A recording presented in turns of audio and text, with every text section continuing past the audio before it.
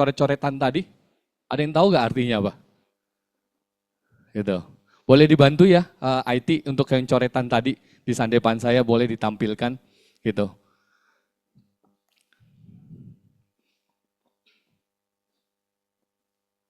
Ya.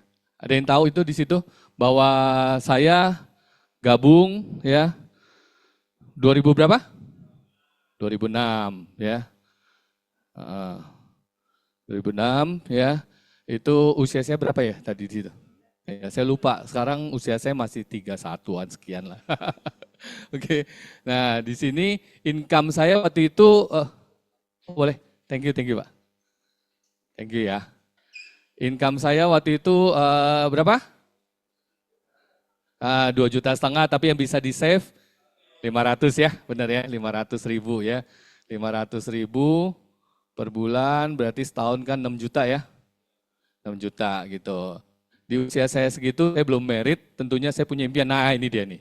Ya, saya punya impian tuh. Impian saya, teman-teman sebelum ini saya pengen tanya di sini ada yang masih part time, belum full time. Oh ada ya, ada beberapa ya. Oke, semoga ini mencerahkan kalian ya. Karena saya juga demikian. Tentunya kalian semua nih kan ya, punya impian ya. Udah merit belum Mas? Udah merit ya. Ada yang belum merit? Oh ada, masih part time? Oh enggak, oke good, ya kan. Terus kemudian udah punya mobil? Mas? Udah. Rumah? Udah. Rumah atas nama sendiri atau dari orang tua? Orang tua. Nah itu PR ya, jadi mesti punya sendiri gitu ya. Oke, nah impian saya waktu itu adalah pertama mau merit ya, kemudian mau beli mobil, mau punya mobil, mau punya rumah, seperti itu. Jadi dulu saya hitung harganya untuk merit ya, itu yang paling murah itu 100 juta teman-teman. Yang paling murah ya dulu ya. Terus kemudian yang paling murah juga mobil yang paling murah saya 100 juta. Rumah yang paling murah juga 300 juta. Itu rumah pinggirannya Jakarta. Jadi pinggirannya lagi gitu. Jadi utara punya utara. Laut dong jadinya kalau kayak gitu ya. Jadi barat pinggiran barat lah intinya gitu ya. Karena rumah 300 juta kayaknya nggak ada deh ya. Seperti itu. Jadi total impian saya, coba kalian teman-teman yang masih part time, boleh dihitung harga impian kalian berapa. Ya, total adalah 500 juta. Nah saya bagi dong dengan apa yang bisa saya saving adalah 6 juta kan. Betul ya. Total saya bisa dapat berapa tuh? 86 tahun kemudian teman-teman. Kalau ditambah dengan usia saya 29, waktu itu total berarti 114 tahun. Dan di mana di situ ada tulisan tuh N, ya kan, RIP ya, rest in peace seperti itu. Artinya sampai reinkarnasi yang keberapa juga mungkin nggak gimana gitu ya, seperti itu. Jadi artinya saya melihat ini bukan satu peluang buat saya. Kalau misalnya saya tetap bekerja, teman-teman, seperti itu. Oke lah, mungkin teman-teman di sini ada yang berpikir, tapi kan Pak namanya income kan bisa naik. Betul, ya kan? Teman-teman juga mikir juga di sini. Itu namanya biaya merit, mobil sama rumah pasti juga naik dong. Betul gak? Ada inflasi seperti itu. Anggaplah itu saya anggap inflasi tidak ada, terus income nggak naik, itu segitu teman-teman ya. Dan saya jamin teman-teman ya kan untuk mencapai impian yang kayak begini sulit sekali kalau Anda nggak di Prudential teman-teman ya. Karena saya buktikan sendiri di tahun ke 2 ya itu saya merit modal nekat ya. Jadi waktu itu saya kenal kebetulan istri saya itu ketemunya di Prudential teman-teman, tapi kalau namanya jodoh emang nggak kemana-mana teman-teman. Bayangin kita lagi dulu waktu AUM ya, ada perjalanan ke Bali ya, terus kemudian saya begitu naik ke bus, satu-satunya tempat yang kosong adalah sebelahnya dia. Gitu, serius gitu. Begitu saya ini duduk, wih sebelah cewek cakep nih, saya bilang gitu kan. Ya biasalah langsung teknik teknik saya keluar, mempromosikan diri lah intinya gitu ya. Dan ya puji Tuhan ikan kita bisa merit dan saya merit nggak pakai uang karena waktu saya kelas 3 SD ayah saya ya ayah saya sudah meninggal waktu saya kelas 3 SD dan ibu saya dari sejak ayah meninggal sampai dengan beliau meninggal itu dia tidak merit lagi dan dia bekerja. Ya, bekerja artinya bikin kue, terus kemudian jahit baju, bikin es mambo, zaman dulu titipin ke sekolah-sekolah seperti itulah. Dan saya banyak membantuin pada saat malam hari gitu ya, teman-teman. Ya. Di mana saya bangga, teman-teman. Merit nggak pakai uang orang tua. Kemudian walaupun dari keluarga Dari pihak keluarga istri bilang katanya, ya udah tunggu apa lagi gitu kan. Gitu, jangan lama-lama. Saya pikir, wah beneran ini saya di-challenge sih kan. Tapi waktu itu nggak tahu kenapa saya punya keyakinan, punya faith ya, bahwa saya bisa itu semua dari hasil Prudential, seperti itu. Dan perlu namanya satu keberanian ya untuk saya juga keluar dari pekerjaan saya terakhir di kontraktor di supervisor perusahaan kontraktor itu ya kan gitu. Yang dimana saya pikir ya udahlah saya mesti fokus di Prudential, saya aminkan saja dan kemudian saya mulai nyicil tuh seperti itu. Mulai nyicil untuk merit teman-teman ya. Ya merit nyicil lah intinya gitu ya. Terus kemudian dapat closingan dan kemudian bisa nyicil mobil ya. Dan saat itu ya thanks God ya di tahun berikutnya ya itu bisa meleset ini nomor 3 meleset apartemen teman-teman. Ya, apartemen di Mediterranean FLS di Kemayoran ya, harganya sama 300-an, teman-teman ya. Itu semua nggak pakai uang orang tua. Jadi mostly semua dari saya sendiri ya dan saya bersyukur hanya di Prudential saya bisa mencapai impian saya nggak tunggu 86 tahun ke depan, teman-teman. Seperti itu ya. Oke. Nah, jadi bagi teman-teman ya, yang tadi tuh masih part time ya, gitu. Pikirkan ya, gitu. Kalian harus cepat bakar tuh kapal yang sebelah ya, gitu. Oke. Ya. Nah, teman-teman, sebelum saya masuk ke situ, mungkin enak gini kali ya. Saya kasih games. Ada yang mau games gak? Gitu. Gamesnya enak. Ini saya kasih gamesnya.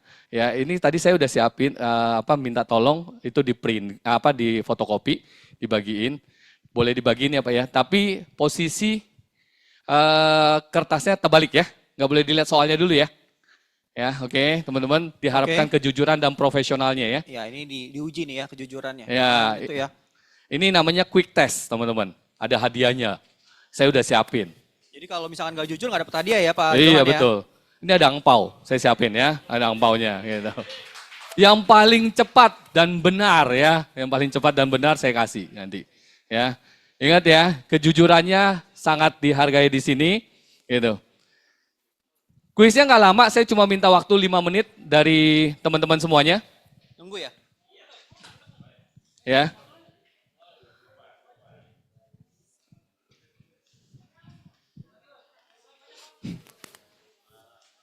Saya kasih time watch ya.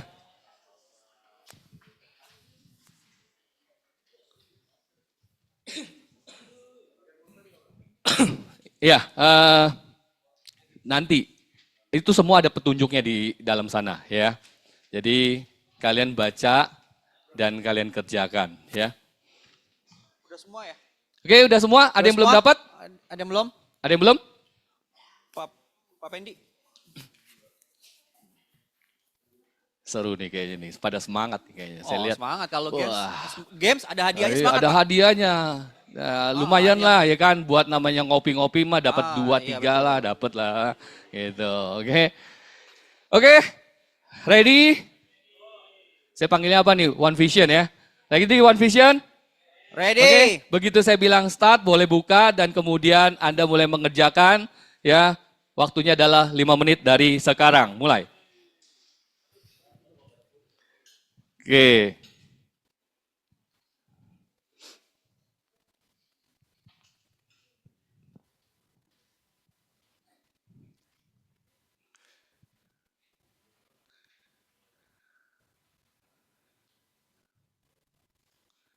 Oke, 30 detik sudah berlalu.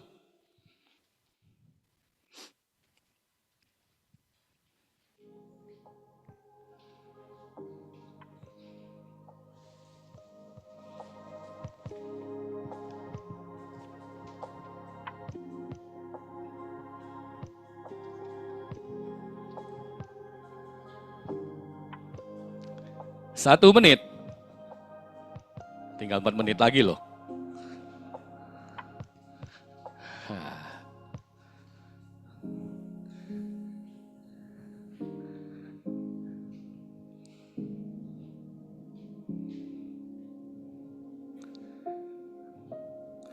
Satu menit 30 detik.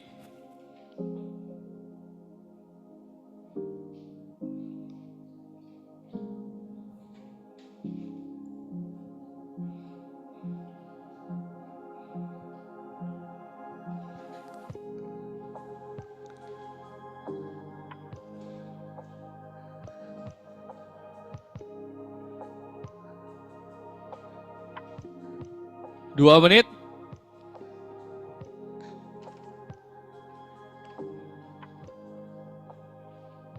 Udah ada yang selesai.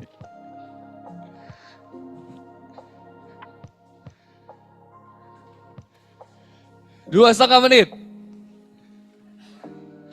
Oh.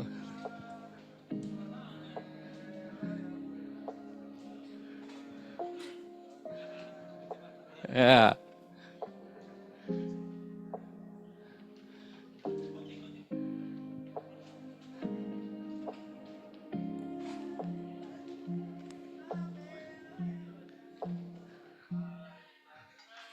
Tiga menit.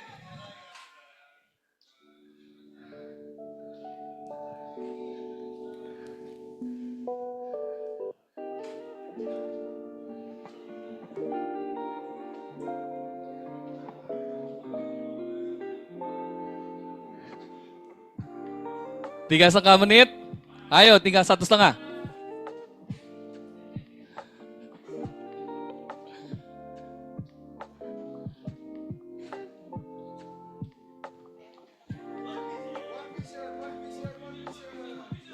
Setengah menit lagi.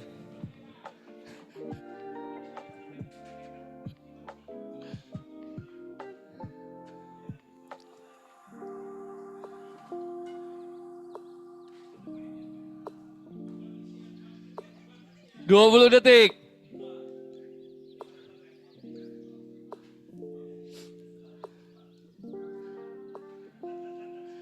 Sepuluh detik. 9, 10, 9, 8, 7, 6, 5, 4, 3, 2, 1. Stop. Oke, seru nih. Ini sepatu pada ditaruh semua ya.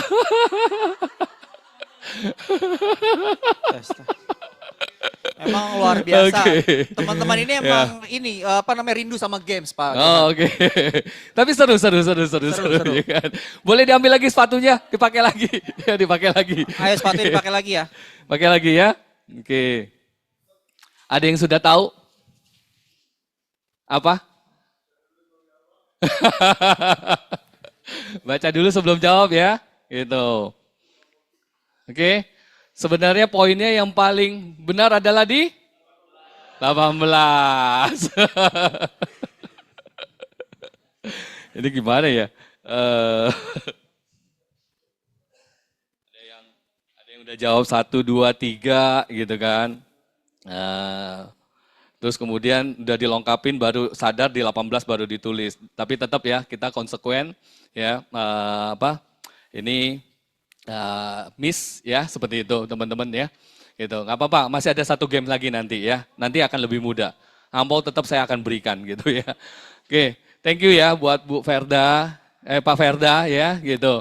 Luar biasa yang pertama nih gitu. Baru sadar ya Pak ya. Ya baru sadarnya di mana Pak?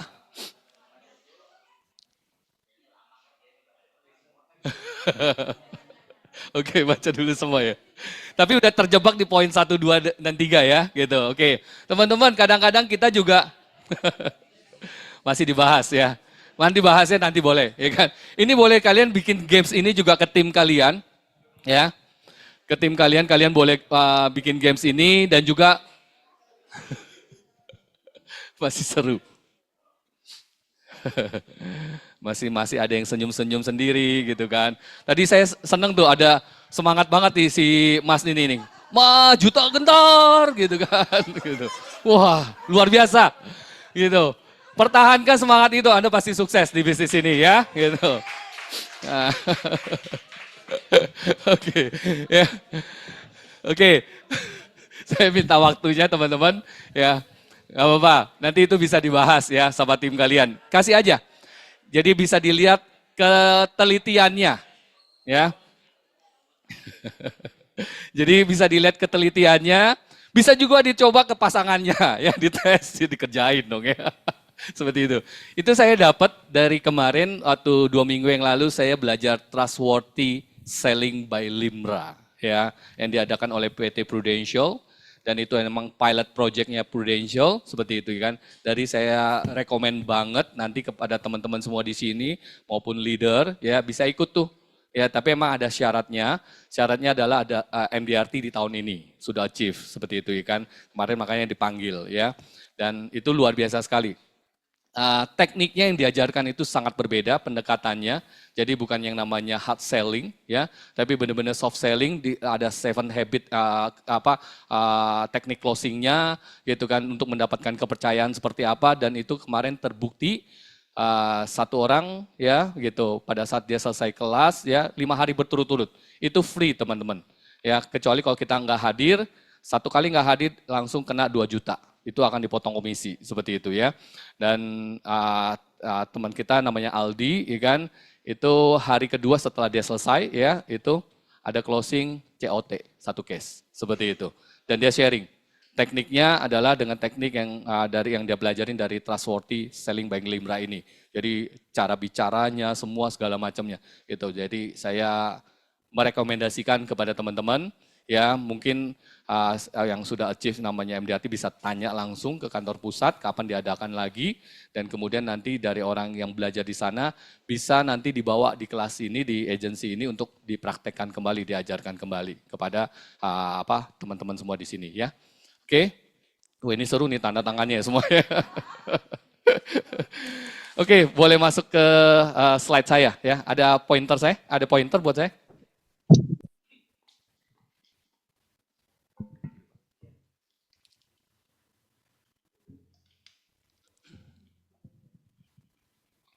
Oke, teman-teman. Ya, saya perlu jelaskan sedikit gak masa lalu saya? Nggak perlu kali ya? Perlu gitu? Oke, saya jelaskan. Ya, jadi dulu ya, saya orang yang cukup belagu, ya, udah miskin tapi sombong, itu diri saya. Ya, serius teman-teman. Jadi artinya nggak ada duit tapi belagunya setengah mati gitu ya. Ya itulah, ya namanya gaya. Tapi saya tertampar dengan beberapa kali saya datang ke acara seperti ini, M3, di mana ada satu pembicara yang bilang, gengsi membuat hidup Anda nggak bergengsi. Gitu. Wah itu dalam ya Pak ya. Dalam banget ya. Saya mikir apa artinya, makanya agak lemot waktu itu kan. Gitu. Pikir, iya juga ya gue gengsi ya. Kalau gue gengsi terus hidup gue ya nggak bergengsi nantinya kan. Seperti itu. Ya akhirnya saya harus berubah, jadi saya harus malu-maluin. Karena kenapa dulu kalau saya nggak disentuh bicara, saya nggak akan ngobrol teman-teman. Saya nggak akan bicara. Seperti itu. Jadi saya tipe orang yang sangat-sangat yang dimana emang dominan, tapi tipe yang namanya nggak banyak ngomong lah gitu ya. Jadi lebih dominan dan pragmatik juga ya, nggak mau namanya dengan kerame-ramean begitu, seperti itu ya. Dan kemudian di Prudential saya bisa mengubah itu semuanya demi satu tujuan adalah untuk mencapai impian teman-teman ya. Nah saya belajar ya, kita upgrade terus hari demi hari. Dan satu hal waktu itu yang saya mau bagikan, dari setiap cerita saya ini nanti ada benang merahnya buat teman-teman, ada sales idea-nya buat teman-teman ya. Gitu. Satu pengalaman saya waktu itu, waktu zaman saya masih nganggur, yaitu saya, tadi ada ya di Sandepan saya jadi ketua RT ya. Seperti itu ya, saya jadi ketua RT di situ, dan itu saya cukup bangga loh teman-teman. Ketua RT saya belum menikah, tapi saya sudah jadi ketua RT. Belum ada loh, di Google cek dah. Ketua RT rata-rata pasti udah menikah. Kenapa? Karena dia harus ngurusin juga kan, namanya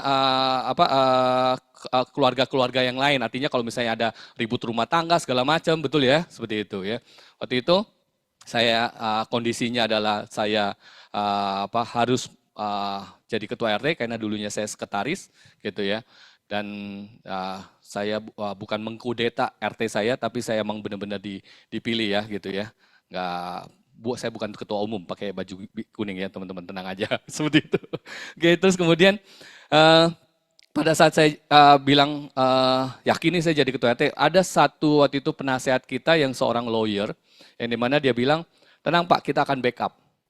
Karena saya tahu kalau ada apa-apa, pasti ya urusannya ya RT semuanya yang turun, terutama masalah rumah tangga seperti itu kan. Tenang aja dia bilang katanya gitu. Singkat cerita, nggak sampai 1 minggu itu saya dibangunin sama security saya jam 2 pagi. Ya saya dibangunin, diketok-ketok. Saya waktu itu masih tinggal di rumah kakak saya, gitu di Taman Surya, diketok-ketok. Terus kemudian saya bangun, terus saya tanya ada apa? Pak, ada warga yang ribut suami istri. Terus saya bilang, kenapa ribut kayak tuh saya dibangunkan gitu kan, gitu. Terus dia bilang, masalahnya gawat Pak. Gawat kenapa? Itu kan biasa suami istri ribut. Suaminya nguber istrinya pakai samurai, dia bilang gitu. Seperti itu. Jadi mau nggak mau RT harus turun tangan seperti itu ya. Hasil ya waktu itu ya inilah makanya saya bilang saya itu matang belum waktunya teman-teman. Makanya rambutnya rontok seperti itu. Jadi tos ya Pak ya kita. Oke. Oke. Nah, terus kemudian udah waktu itu kita datang ya kan, terus kemudian ajak ngobrol biasalah kan di pos itu wah suami istri bla bla gini-gini. Terus kemudian sampai jam 5 pagi ya gitu. Baru akhirnya ada kata damai itu. Ya. Terus kemudian mereka baru turun dari tangganya poskonya saya baru 2 langkah kali ya gara-gara istrinya salah ngomong lagi, ribut lagi di situ. Ya kan? Ribut lagi, masuk lagi ke ruangan posko saya sampai jam berapa? Jam 9 pagi ya berarti ya. Bayangin dong dari jam 2 sampai jam 9 berapa jam itu ya kan. Nah, itu text time banget. Nah, itulah saya belajar di situ, belajar untuk menjadi seorang dewasa ya teman-teman. Nah, apa sih yang saya dapat petik di sini? Ya pengalaman dari ketua RT ini, teman-teman boleh nih nanti kalau misalnya ada pemilihan ketua RT mencalonkan aja. Untungnya banyak banget teman-teman. Serius, saya kasih beberapa clue ya. Itu dari segi RT aja loh, belum RW loh. Ya, gitu. Kenapa? Kalau RT itu ya kan kita punya database warga, betul ya teman-teman ya. Waktu itu begitu saya sudah di Prudential ya, waktu itu saya agak, ya tadi saya bilang saya gengsi orangnya ya. Jadi kalau mau datang ke warga saya, aduh gengsi banget nih gue takut ditolak. Seperti itu. Saya paling takut ditolak seperti itu. Dan alhasil saya waktu itu cuma kontak sekretaris saya bilang Pak, Bapak kan pegang semua data warga kita. Warga di lingkungan saya di Blok J itu ada 150 kakak, seperti itu. Jadi saya bilang, tolong boleh dong saya dikasih data itu semuanya ke saya. Ya, summary aja misalnya ini nama, tanggal lahir segala macam gitu kan, gitu. Dikasih gitu. Namanya perintah dari ketua kan gitu, pasti dikasih. Begitu kasih saya udah tahu wah warga ini kan. Saya sudah bisa namanya tahu tanggal lahirnya segala macam teman-teman. Dan saya tahu warga saya kan ini oh ini punya mobil BMW, punya ini segala macam ya teman-teman ya. Artinya data itu udah di tangan satu. Tinggal tergantung kita mau ngelakukan apa enggak ya. Nah, yang saya lakukan apa waktu itu? Beberapa kali emang saya datang ya. Datang ya gitu. Terus ya bilangnya udah punya Prudential seperti itu ya. Terus saya pikir-pikir bohong apa enggak ya gitu kan. Terus saya keingat ada namanya setiap kali di lingkungan saya itu ada tukang pos yang selalu bawain surat kan. Dan dulu zamannya surat Prudential kan by surat ya, nggak ada namanya by email. Kalau sekarang mungkin udah nggak bisa dipakai lagi sistem itu. Ya. Waktu itu saya panggil security, saya bilang besok si Pak Agus ini tukang pos kita, tolong suruh ke rumah saya. Baik Pak, gitu kan. Besok pagi Pak Agus datang tuh, tukang posnya. Pak RT kenapa dipanggil? Pak Agus ini kan kirim semua warga saya kan surat nih tiap hari. Ada yang kirim Prudential nggak? Oh banyak Pak, katanya gitu kan. Saya minta tolong didata ya, Bapak kirimnya ke siapa aja. Siapa gitu kan, besok saya dapat tuh datanya. Jadi kalau misalnya saya datang ke rumahnya warga saya, ketok-ketok, ngobrol-ngobrol, dia bilang saya udah punya Prudential, saya lihat list saya. Oh lu nggak ada di sini, gitu kan, seperti itu. Gitu. Bukan berarti dia nggak kirim ke rumah ya, bisa juga deh. Tapi dari situ saya punya data, artinya punya namanya lebih akurat lah ya. Ya itu mungkin udah nggak bisa dipakai, karena sekarang kan by email semua teman-teman. Tapi yang bisa dipakai apa? Yang bisa dipakai yang pertama adalah biasanya tamu 1 kali 24 jam atau 2 kali 24 jam harus lapor ke RT, betul ya? Seperti itu. Itu di rumah ya, di ruang tamu itu saya selalu siapkan papan board kecil. Jadi setiap kali lapor, ya kan, ketemu Pak RT gitu kan, terus kemudian udah dia lapor bla bla bla. Biasa kan mereka akan basa-basi dengan kita ya, gitu. Nah, mulai ujungnya adalah dia nanya, bisnisnya kerjaannya apa Pak RT? Nah, itu saya paling demen, saya paling menunggu jawab pertanyaan tersebut teman-teman. Dan pertanyaan itulah yang bisa membuat orang menghilang jawabannya gitu kan, benar ya, menghilang ataupun muka berubah ataupun apapun ya kan seperti itu. Begitu saya kasih nama Prudential, oh Prudential, saya sudah ada, padahal saya nggak nanya loh.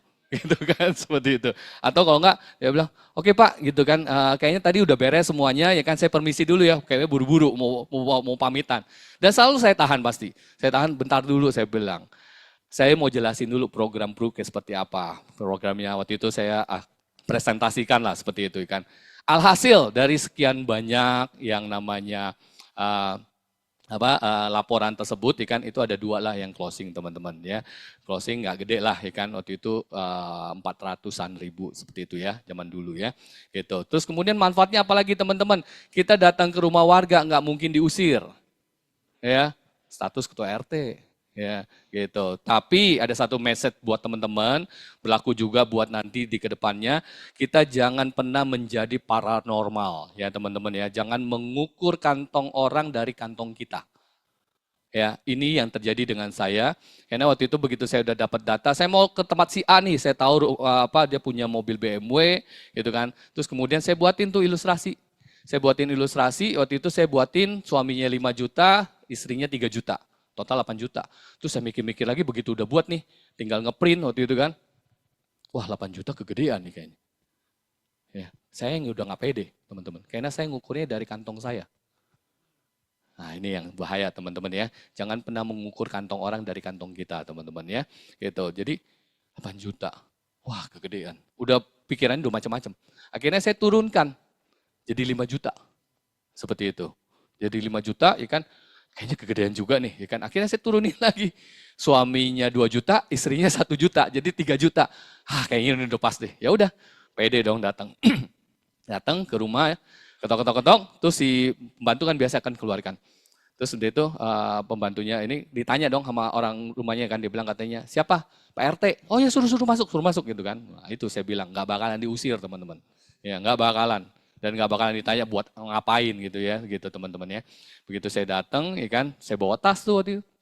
Gitu saya bawa tas, ya saya bilang, iya saya kan sekarang di Prudential. Oh iya, boleh, silakan gitu kan, gitu. Ya dalam hati saya ya kalau dia nggak terima ya paling kalau misalnya mau minta surat pengantar segala macam ya saya bilang ntar dulu gitu kan. Canda teman-teman ya. Terus kemudian begitu saya udah jelaskan, luar biasa dia bilang apa? Oke ya, kasih kesempatan kepada kita akan putuskan besok jam 12 siang. Nanti dia akan diskusikan dengan suaminya. Oke, ya besok jam 12 siang ya, sebelum jam 12 kurang seperempat ya kan, itu saya udah gatel pengen aja telepon. Karena biasanya jarang sekali ya orang yang hubungin kita ya bilang, oke nih gue mau ngambil ya, jarang banget ya kayaknya, biasanya kita yang mesti hubungin. Dan waktu itu gatel pengen hubungin, tapi namanya bad wolf saya kan emang mau hubungin, tapi good wolfnya bilang tunggu aja, kasih kesempatan gitu. Akhirnya saya kasih kesempatan, jam 12 tuh, benar jam 12 dia hubungin saya. Pak, kita udah putuskan, kita setuju ambil. Gitu. Saya bengong waktu itu teman-teman. Bengongnya kenapa? Ini serius nih beneran nih. Terus timbul apa? Penyesalan. Kayaknya kekecilan. Ya benar ya teman-teman seperti itu ya. Gitu. Serius teman-teman di situ. Nah makanya saya bilang pesannya adalah jangan mengukur kantong orang dari kantong kita. Itu message yang pertama teman-teman ya. Gitu. Itu kalian keuntungan tadi tuh ya kan, belum lagi database kalian dapatkan itu semuanya ya.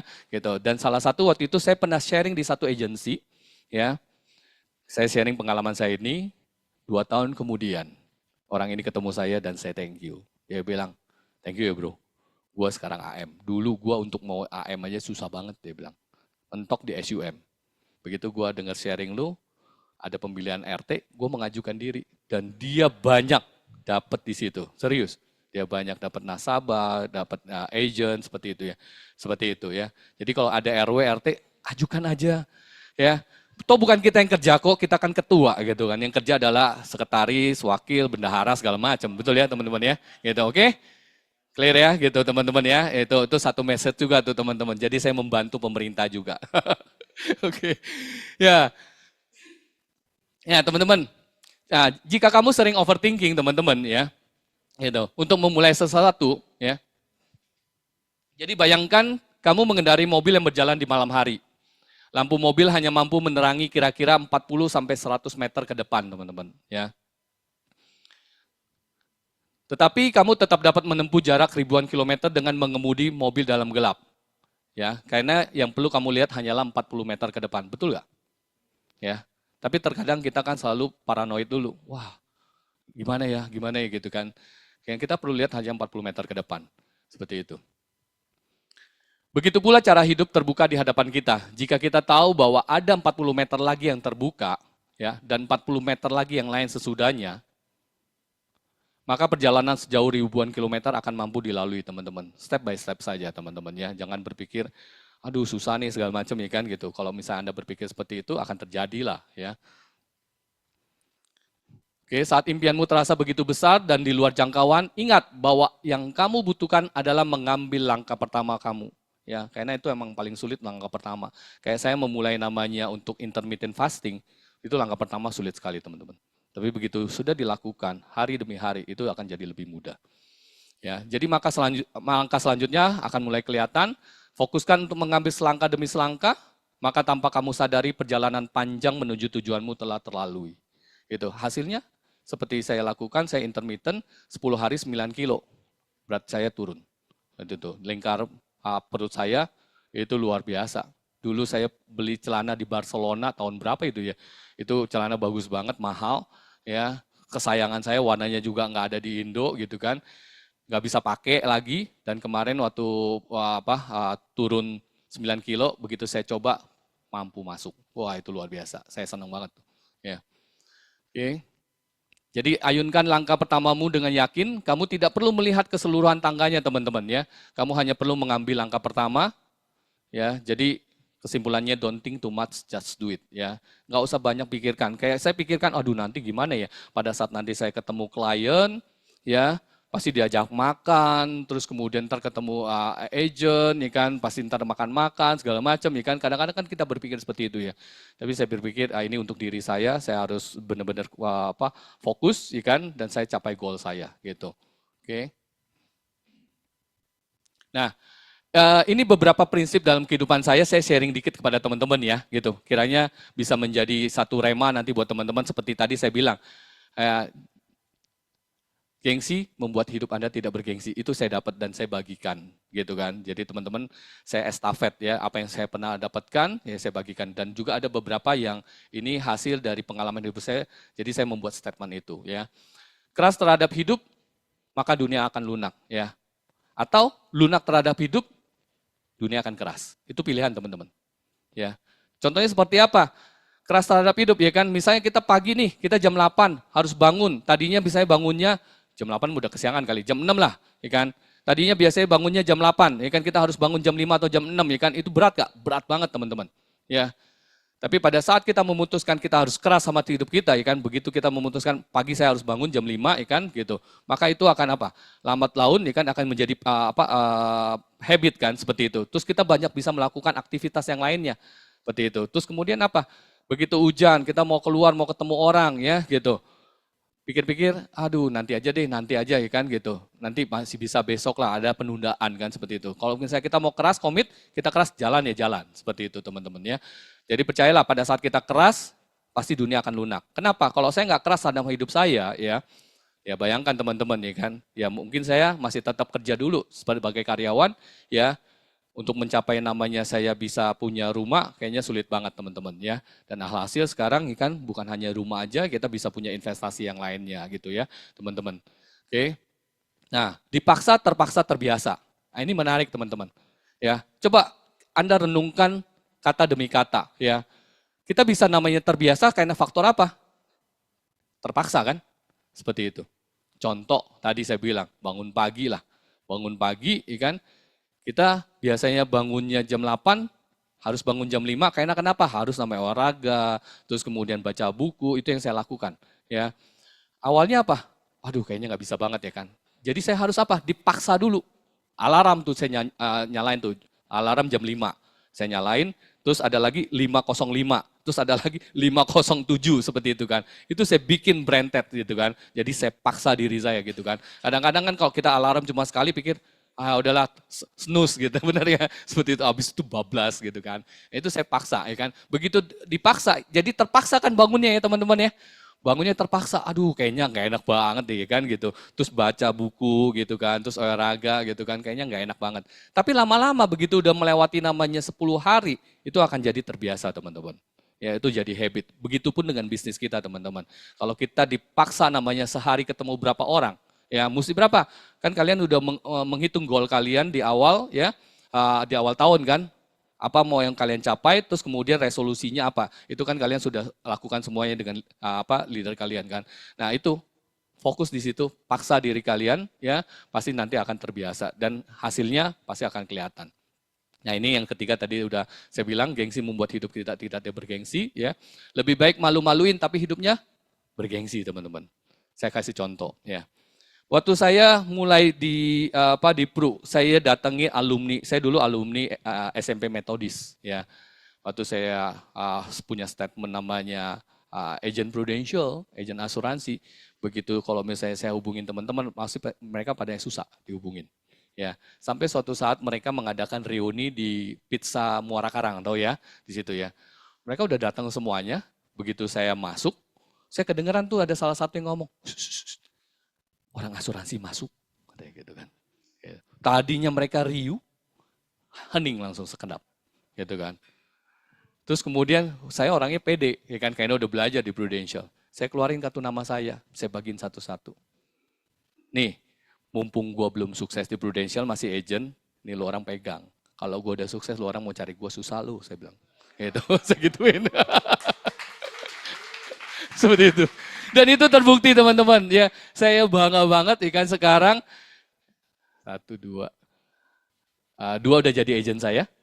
Terus kemudian 5 lah ada nasabah. Ya, terus ada nasabah dari agent saya juga. Jadi udah itu kita bilang, si ini coba lu ini gitu. Karena kan dia dekat sama lu gini-gini. Gitu kan, seperti itu. Jadi itulah teman-teman ya. Terus tiada kemenangan tanpa adanya pengorbanan ya. Jadi ini benar ya. Jadi harus berkorban teman-teman, ya harus benar-benar kita namanya beranilah ya melakukan pay the price ya, gitu bayar harga ya. Dan ini saya dapat ini dari perkataan Optimus Prime. Ada yang tahu? Seperti itu. Ya begitu dia ngomong, menarik nih. Wah ini asik nih kalau bilang gitu kan. Gitu. Oke, nah ini kata-kata saya. Ini kemarin saya juga ditestimoni oleh dari Gracia Center, ya. Dan saya memberikan testimoni ini dan mereka bilang, wow, kata-kata itu sangat powerful banget. Jadi pelayanan dari hati pasti akan menyentuh hati teman-teman. Ini pun berlaku pada kita dalam bisnis kita di bidang jasa ini teman-teman. Yang dimana kalau kita namanya menservis nasabah, ya kalau kita menservis dari hati pasti akan menyentuh hati dia. Dan pada saat hatinya sudah tersentuh, dompetnya terbuka lebar buat kita teman-teman. Benar gak? Seperti itu ya, yang ngangguk-ngangguk pasti udah ngalamin lah ya. Seperti itu. Dan yang paling akhir adalah the noble art is that of making other happy teman-teman. Jadi seni yang paling mulia adalah membuat orang lain bahagia teman-teman. Ya. Nah saya mau teman-teman coba bangkit berdiri, ikan gitu. Ya. Terus cari pasangan ya.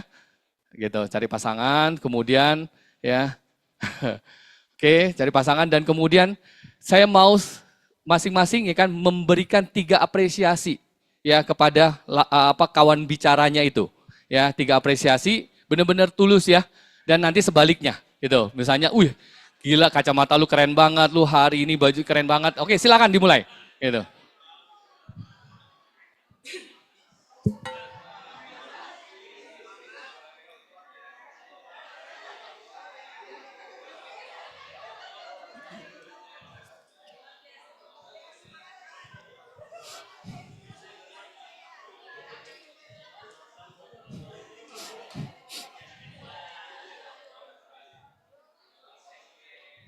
Oke, sudah. Oke, kasih tepuk tangan dong buat semuanya. Silakan duduk, teman-teman. Silakan duduk. Ya, teman-teman tadi lihat gak? Pada saat kita menerima 3 apresiasi begitu, apa yang perasaan kita dapatkan? Happy ya, benar-benar ya.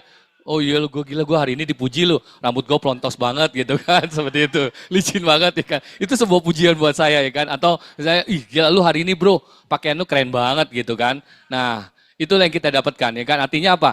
Seni yang paling mulia adalah membuat orang lain bahagia teman-teman. Itu pun yang harus kita lakukan kepada orang-orang di sekitar kita ya.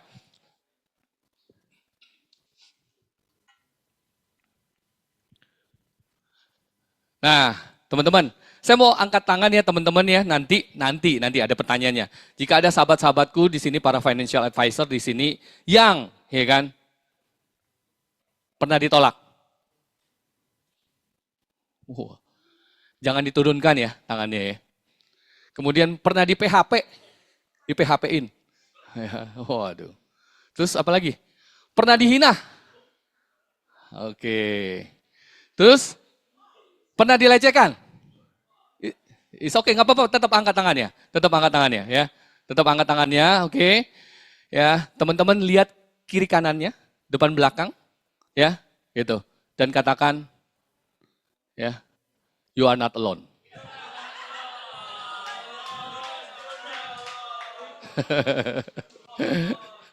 Ya, semua pernah ngerasain kan ya, seperti ini ya, gitu. Tadi yang terakhir adalah pernah diusir, gitu kan. Itu pernah dialamin, ya. Yang pernah dilecehkan juga ada salah satu dari tim saya, ya, bukan salah satu, ada dua sih. Ya, kebetulan ada agent saya itu cantik banget, pakai banget lagi ya kan seperti itu ya.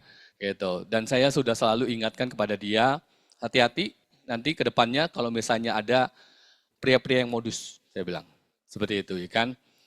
Saya sudah ajarin kepada dia, saya sudah tanamkan kepada dia, sampai akhirnya waktu itu dia bilang ke saya, dia bilang, ini gue tadi ketemu di busway, ada seorang cowok, ngakunya direktur Pertamina. Saya langsung bilang, direktur naik busway. Saya bilang, serius lu? Iya, saya juga ngomong kok naik busway. Iya, saya terbiasa untuk namanya angkutan umum, biar inilah merakyat lah, bla bla bla gitulah, pokoknya lah, gitu lebaynya gitu kan. Terus saya pikir, gitu. Saya bilang oke lah, ya kan. Kita anggap kita positive thinking, gitu kan. Terus kemudian saya bilang ya udah, ajak ketemu. Waktu itu ketemunya daerah mana ya? Sarina, gitu kan. Dia mau ketemunya sendiri, gitu kan. Padahal tim agent saya bilang nanti saya ditemenin sama leader saya ya. Dia bilang jangan, kamu aja, dia bilang gitu kan. Terus singkat cerita, saya bilang nggak apa-apa, saya tetap dampingin kamu, saya bilang karena saya lihat kayaknya ini udah modus nih kan gitu kan. Gitu. Terus kemudian begitu saya dampingin, dia datang, dia pakai tas ransel, ya kan, dia duduk. Itu lucu teman-teman, kaget dia ngeliat saya. Ini siapa? Ya kan, saya perkenalkan, saya leadernya gini bla bla bla. Di situ mukanya udah berbeda teman-teman. Kemudian dia udah ngomong, singkatnya adalah saya bilang saya lebih arahkan adalah tujuan ke keluarga. Karena kan dia udah berkeluarga. Gitu. Dia bilang, gini, saya nggak perlu gini. Akhirnya gitu, singkat cerita dia nggak mau. Ya kan? Dan dia menolak benar-benar, ya kan? Gitu. Terus saya bilang, saya singgung lagi tentang keluarga, dan dia marah di situ. Dia marah, saya bilang, oh ya udah Pak, kalau emang nggak mau ya nggak apa-apa gitu kan, gitu. Ya udah gitu. Ya udah kalau gitu ya kan, saya permisi, saya balik aja katanya gitu, dia bilang gitu kan. Saya bilang ya udah ya kan. Terus saya panggil dong waitress untuk bill gitu kan. Saya nggak usah dibayarin, dia bilang. Enggak Pak, saya nggak bayarin Bapak, saya bilang gitu kan, seperti itu. Terus kemudian udah dia bayar sendiri, terus dia kabur kan. Terus udah kita meeting, saya masih meeting sama tim saya ini. Saya bilang nanti nextnya pasti dia akan WA kamu, saya bilang. Dia akan WA, dia akan pasti ngajakin lagi, seperti itu kan, saya bilang. Gitu. Nanti ikan saya bilang value itu tergantung dari kamu. Kamu mau merendahkan diri kamu atau kamu punya value untuk namanya menolak hal yang seperti ini. Karena masih banyak orang lain yang masih baik, saya bilang gitu kan. Masih banyak family man yang di luar sana itu masih punya value yang tinggi buat keluarganya, seperti itu. Dan itu terjadi teman-teman. Begitu balik dia bilang, iya kok nih, dia capture, dikirim ke saya kan gitu. Dia bilang, sorry ya tadi ya gue marah-marah ya gitu kan, besok ntar kita ketemu lagi aja berdua ya gitu kan. Ya saya bilang udahlah, forget it, saya bilang gitu. Ya kan? Dan ada juga yang ditawarin ketemu ya kan di hotel segala macam, saya kembaliin ke dia. Saya bilang kalau kamu melihat orang tersebut punya dalam tanda kutip, ya kamu punya price-nya gimana? Ya kamu bisa ngajak orang lain juga yang dampingin kamu, ya kan seperti itu. Intinya gitulah. Terutama cewek ya. Cowok pun demikian teman-teman. Ada juga, ya, ada juga itu teman saya, ya kan itu pernah digituin juga, ya kan gitu. Jadi itu yang terjadi ya teman-teman ya. Jadi teman-teman di sini, ya kan ingat bisnis kita ini ya. Bisnis yang mulia, kita menolong orang, ya kan? Jangan pernah takut namanya ketemu orang-orang seperti itu, karena banyak sekali. Di bidang apapun juga, pasti namanya akan dicobai seperti itu, teman-teman. Tergantung kitanya, ya. Oke, Jadi you are not alone ya teman-teman ya. Kita semua di sini pernah namanya dibohongin, di PHP-in. Oh, ada satu tips teman-teman kalau di PHP-in. Ya, saya pernah namanya udah ketemu sama teman baik saya, udah ngobrol, terus udah ini dia bilang, oke nanti ya, saya pikir-pikir dulu. Banyak ya seperti itu ya teman-teman ya. Saya pikir-pikir dulu, terus saya bilang, oke, kapan? Saya langsung arahkan, kerucutkan. Kapan you bisa kasih keputusan, ya kan? Saya langsung lihat tanggalan, ya. Biasanya saya kasih kesempatan paling lama 7 hari kerja, ya. Biasanya orang mah nggak perlu lama-lama lah, paling 2-3 hari aja harusnya dia udah pikirkan, udah bisa gitu kan. Terus kemudian saya bilang, lu saya bisa ya bro ya, gitu kan. Gampang nanti ntar gue hubungin lu. Artinya kan kita ditunda, betul ya? Dia yang nunda kita, oke? Lusa, ya, dia nggak hubungin, otomatis kita harus wajib follow up, betul ya teman-teman. Ini satu tips lagi ya, kenapa kita bisa nggak terjadi closing, ya kan? Mungkin follow up-nya yang kurang. Ya, karena 1 kali follow up, udahlah nggak enak. 2 kali follow up udah nggak enak ya kan. Yang berkali-kali itu luar biasa. Nanti saya akan kasih tip, saya belajar dari istrinya James Kui ya. Oke. Terus kemudian, udah dong, saya hubungin nggak direspon, saya telepon nggak diangkat, ya kan, gitu. Terjadi nggak itu semua? Pernah ngerasain ya? I feel you teman-teman. Ya kan? Oke. Nah, terus suatu waktu, karena ini teman komunitas dalam sebuah full gospel, ya, dia adalah seorang WL, worship leader, ya. Waktu itu kita ada acara, ya kan, dan kemudian saya datang, dan dia jadi WL kan. Saya datang lebih awal, saya samperin dia, woi bro, apa kabar, saya bilang gitu kan. Terus dia udah kayak nggak enak gitu kan. Terus langsung saya tembak, bro, WA gue kok nggak dibaca tapi nggak direspon, telepon nggak diangkat. Wah, gini, alasan lah. Saya cuma bilang gini, sorry ya bro, ini yang salah satu saya bilang kenapa orang-orang bilang agen asuransi seneng ganggu orang. Karena lu penyebabnya, lu yang gantungin kita.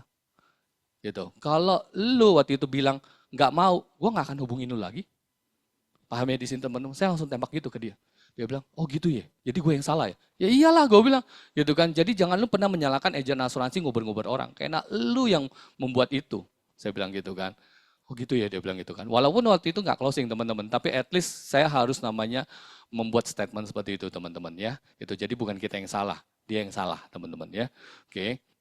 Nah, oke. Jadi, nah ini tanpa iman dan pengharapan saya nggak mungkin ada di sini teman-teman ya. Kalau saya nggak ada iman dan nggak ada pengharapan, nggak mungkin saya ada di sini berbagi kepada teman-teman, ya, gitu. Oke, kita baru masuk nih. Jadi asuransi itu sesuatu yang eksklusivitas, ya. Ambillah ketika Anda masih bisa ambil. Ketika Anda sudah tidak available, mau mohon-mohon pun pasti decline, teman-teman. Kenapa saya sharing ini? Karena ini materi saya waktu kalau saya bawain di gathering, ya, gathering klien. Ini saya sharing pengalaman saya pribadi. Saya 2018 ya, kurang lebih jam 2 pagi gitu, waktu saya tiduran gitu, saya tidur begini waktu itu, tiba-tiba sebelah sini saya mati rasa, teman-teman, muka saya. Kaget, saya bangun, terus saya baca Google, ya, saya baca Google, ini apa penyebabnya, terus dia bilang antara 2, Bell palsy atau stroke mini, TIA, transient ischemic attack gitu. Terus kemudian saya lihat gejalanya apa aja, dan kemudian saya lihat pengobatannya seperti apa, gitu kan. Terus kemudian saya lihat gejalanya itu menyerupai semuanya pada saya, dan salah satunya adalah tiba-tiba nanti ntar yang hidungnya sebelah sini kayak nggak bisa napas. Jadi yang berasa napasnya di sini, gitu kan. Terus tindakan apa yang dilakukan adalah kompres, dia bilang. Kompres di bagian sebelah sininya. Terus waktu itu saya langsung tuh ke dispenser, saya nyalain yang air panas, pakai yang di wastafel ada biasa lap tangan punya ya, langsung ambil itu, langsung celupin, gak ada rasa loh teman-teman. Padahal itu panas kan ya, seperti itu gak ada rasa gitu kan. Tapi gak melepuh, puji Tuhannya gitu kan. Sambil saya ngeliat ngaca di kaca wastafel, saya lihat ada bagian tubuh muka saya yang turun gak. Dan thanks God sih masih enggak. Dan kemudian saya diberikan hikmat, ya saya coba waktu itu untuk push up. Ya, saya push up posisi kepala di bawah lah gitu kan dari tangga gitu kan. Gitu. Biar apa? Karena logika saya kalau push up itu muka merah. Jadi air darah lancar kan di situ kan. Saya nggak berani waktu itu ke UGD karena saya pikir masih pagi, toh juga pasti namanya ke UGD doang, ya kan. Saya pikir nantilah pagi kan saya ada dokter pribadi di PIK kan gitu. Dia juga belum bangun, nanti saya pikir tunggu bangun, baru ntar saya WA minta saran dia. Begitu 5:30 ya pasangan saya juga udah bangun, saya kasih tahu, terus dia bilang ya udah segera ke dokter. Saya WA ke dokter saya, dia bilang sayangnya Pak, dia bilang kalau pagi hari ini dokter saraf ini nggak bersahabat, artinya agak jutek dia bilang. Kalau mau yang sore dia bilang gitu kan. Saya bilang saya nggak bisa nunggu nih. Akhirnya saya nanya waktu itu sama mentor saya rekomendasikan ke dokter Marjono ya. Beliau itu dulu dokter kepresidenan ya, masih muda, calon penggantinya dokter Terawan lah kalau bisa dibilang ya. Itu saking pinternya. Karena dia muridnya Profesor Jun Hak di Finland gitu. Ya, beberapa klien saya juga saya rekomendasiin ke dia, itu luar biasa lah. Orangnya masih muda, pokoknya oke lah gitu kan. Oke, singkat cerita, MRI segala macam, puji Tuhan sih nggak ada apa-apa, cuma ada namanya kekentalan darah aja, seperti itu kan. Jadi saya harus melakukan terapi, seperti itu. Jadi terapi cuci darahnya bukan cuci darah ginjal ya. Jadi, oh ya ozon, betul Ibu, betul. Jadi darah dikeluarin 1 jam tuh, ya kan nggak boleh gerak kan. Terus kemudian kalau ada lemak-lemaknya yang kayak busa-busa itu nanti disaring tuh di mesin itu. Nanti dimasukin lagi ke kita, seperti itu. Alhasil hari keempat, hari kelima itu badan udah lebih fresh teman-teman ya. Nah singkat cerita gitu. Saya pikir waktu itu anak-anak masih kecil. Ya, saya berpikir anak-anak masih kecil, wah masih kurang nih. Gua udah umur segini, udah kejadian nih. Gimana? Seperti itu kan. Teman-teman bisa melihat lah teman-teman kita, sahabat-sahabat kita di Prudential yang masih muda-muda juga udah pass away. Ya, salah satunya kemarin ada yang kena serangan jantung, padahal istrinya udah kena yang penyakit yang kayak siapa yang yang di kursi roda itulah gitu. Intinya yang pasang ini ventilator gitu. Nah, terus kemudian kan kita nggak bisa lihat umur ya, istrinya begitu, tapi suaminya yang sehat-sehat yang dipanggil duluan, seperti itu teman-teman ya. Jadi di situ saya berpikir, wih anak-anak masih kecil. Akhirnya saya berniat untuk menambah UP lagi teman-teman. Ya, saya berniat untuk menambah UP lagi, itu langsung decline teman-teman, tanpa ada babi ibu. Ya seperti itu. Pada saat decline, saya posting dong di WA Story. Wah beberapa klien saya bilang, serius Prudential nolak lu, dia bilang gitu kan. Gitu kan lu tenaga pemasar mereka gitu kan. Kan lu menghasilkan buat mereka. Saya bilang, ya kita juga tetap namanya dinilai, saya bilang. Kalau semua orang tenaga pemasar dikasih, saya bilang ya jebol juga perlu dong, saya bilang gitu kan. Gitu. Akhirnya mereka ngelihat lagi bahwa ya fair seperti itu kan. Nah, puji Tuhan waktu itu kapan waktu itu ada promo yang perlu cinta ya buat tenaga pemasar GIO, Guaranteed Issued Offering, ya kan, maksimum 1M tanpa pemeriksaan kesehatan dan tidak melihat riwayat yang ada, itu saya ajukan, itu bisa langsung disetujuin, seperti itu teman-teman ya. Jadi saya ada nambah UP terakhir itu ya. Jadi kondisinya ya kan sekarang ya kan gitu. Kalau mau ini pasti ya itulah intinya decline. Karena saya ada beberapa kali juga pernah sinkop. Sinkop tahu ya, pingsan seperti itu ya. Jadi tengah malam ya kan bisa bleng gitu kan, seperti itu teman-teman. Oke, ya. Saya punya hashtag yang namanya adalah Better Call Joe. Jadi saya lupa. Pak Andre tahu tuh di grup ya kan. Kalau misalnya ada apa-apa, pokoknya Better Call Joe lah seperti itu ya. Oke. Oke, life insurance bukan tentang for me teman-teman ya, tapi life insurance tentang from me teman-teman. Ya, ini selalu saya juga bagikan kepada klien-klien saya ya. Saya bilang asuransi ini bukan buat saya, tapi dari saya. Ya, biar mereka juga bisa tahu, oh ya artinya apa, ya kan? Artinya adalah dari kita buat orang-orang yang kita cintai, seperti itu. Ya. Ini anak-anak saya, tadi yang kecil-kecil ya udah gede, ya mereka. Dan saya selalu bilang sama mereka gini, ya. Dan ini juga saya bagikan kepada klien-klien saya maupun prospek-prospek, saya bilang, saya akan menjaga kalian bukan selama saya masih hidup, tapi selama kalian masih hidup. Ya. Ini yang selalu saya sharingkan kepada prospek maupun klien, yang dimana saya bilang, kita menjaga keluarga itu bukan selama kita masih hidup, tapi selama mereka masih hidup. Ya, dan itu pengalaman dari seorang klien saya, yang dimana suaminya meninggal karena bukan gagal ginjal, kanker anak ginjal, yang dimana usianya masih 40, ya, istrinya itu lulusan cuma SD, dan emang dia sayang banget sama istrinya, nggak usah kerja, ngurusin rumah tangga, dan pada saat dia pass away seperti itu, ya, dia meninggalkan asuransi hampir 5M, Terus kemudian ada emas 2 kilo, tapi juga dia ada bisnis kelapa sawit teman-teman. Tapi dengan adik-adiknya, adik dari suaminya. Dan alhasil yang itu nanti ada namanya family business yang kalian boleh belajar tuh ya.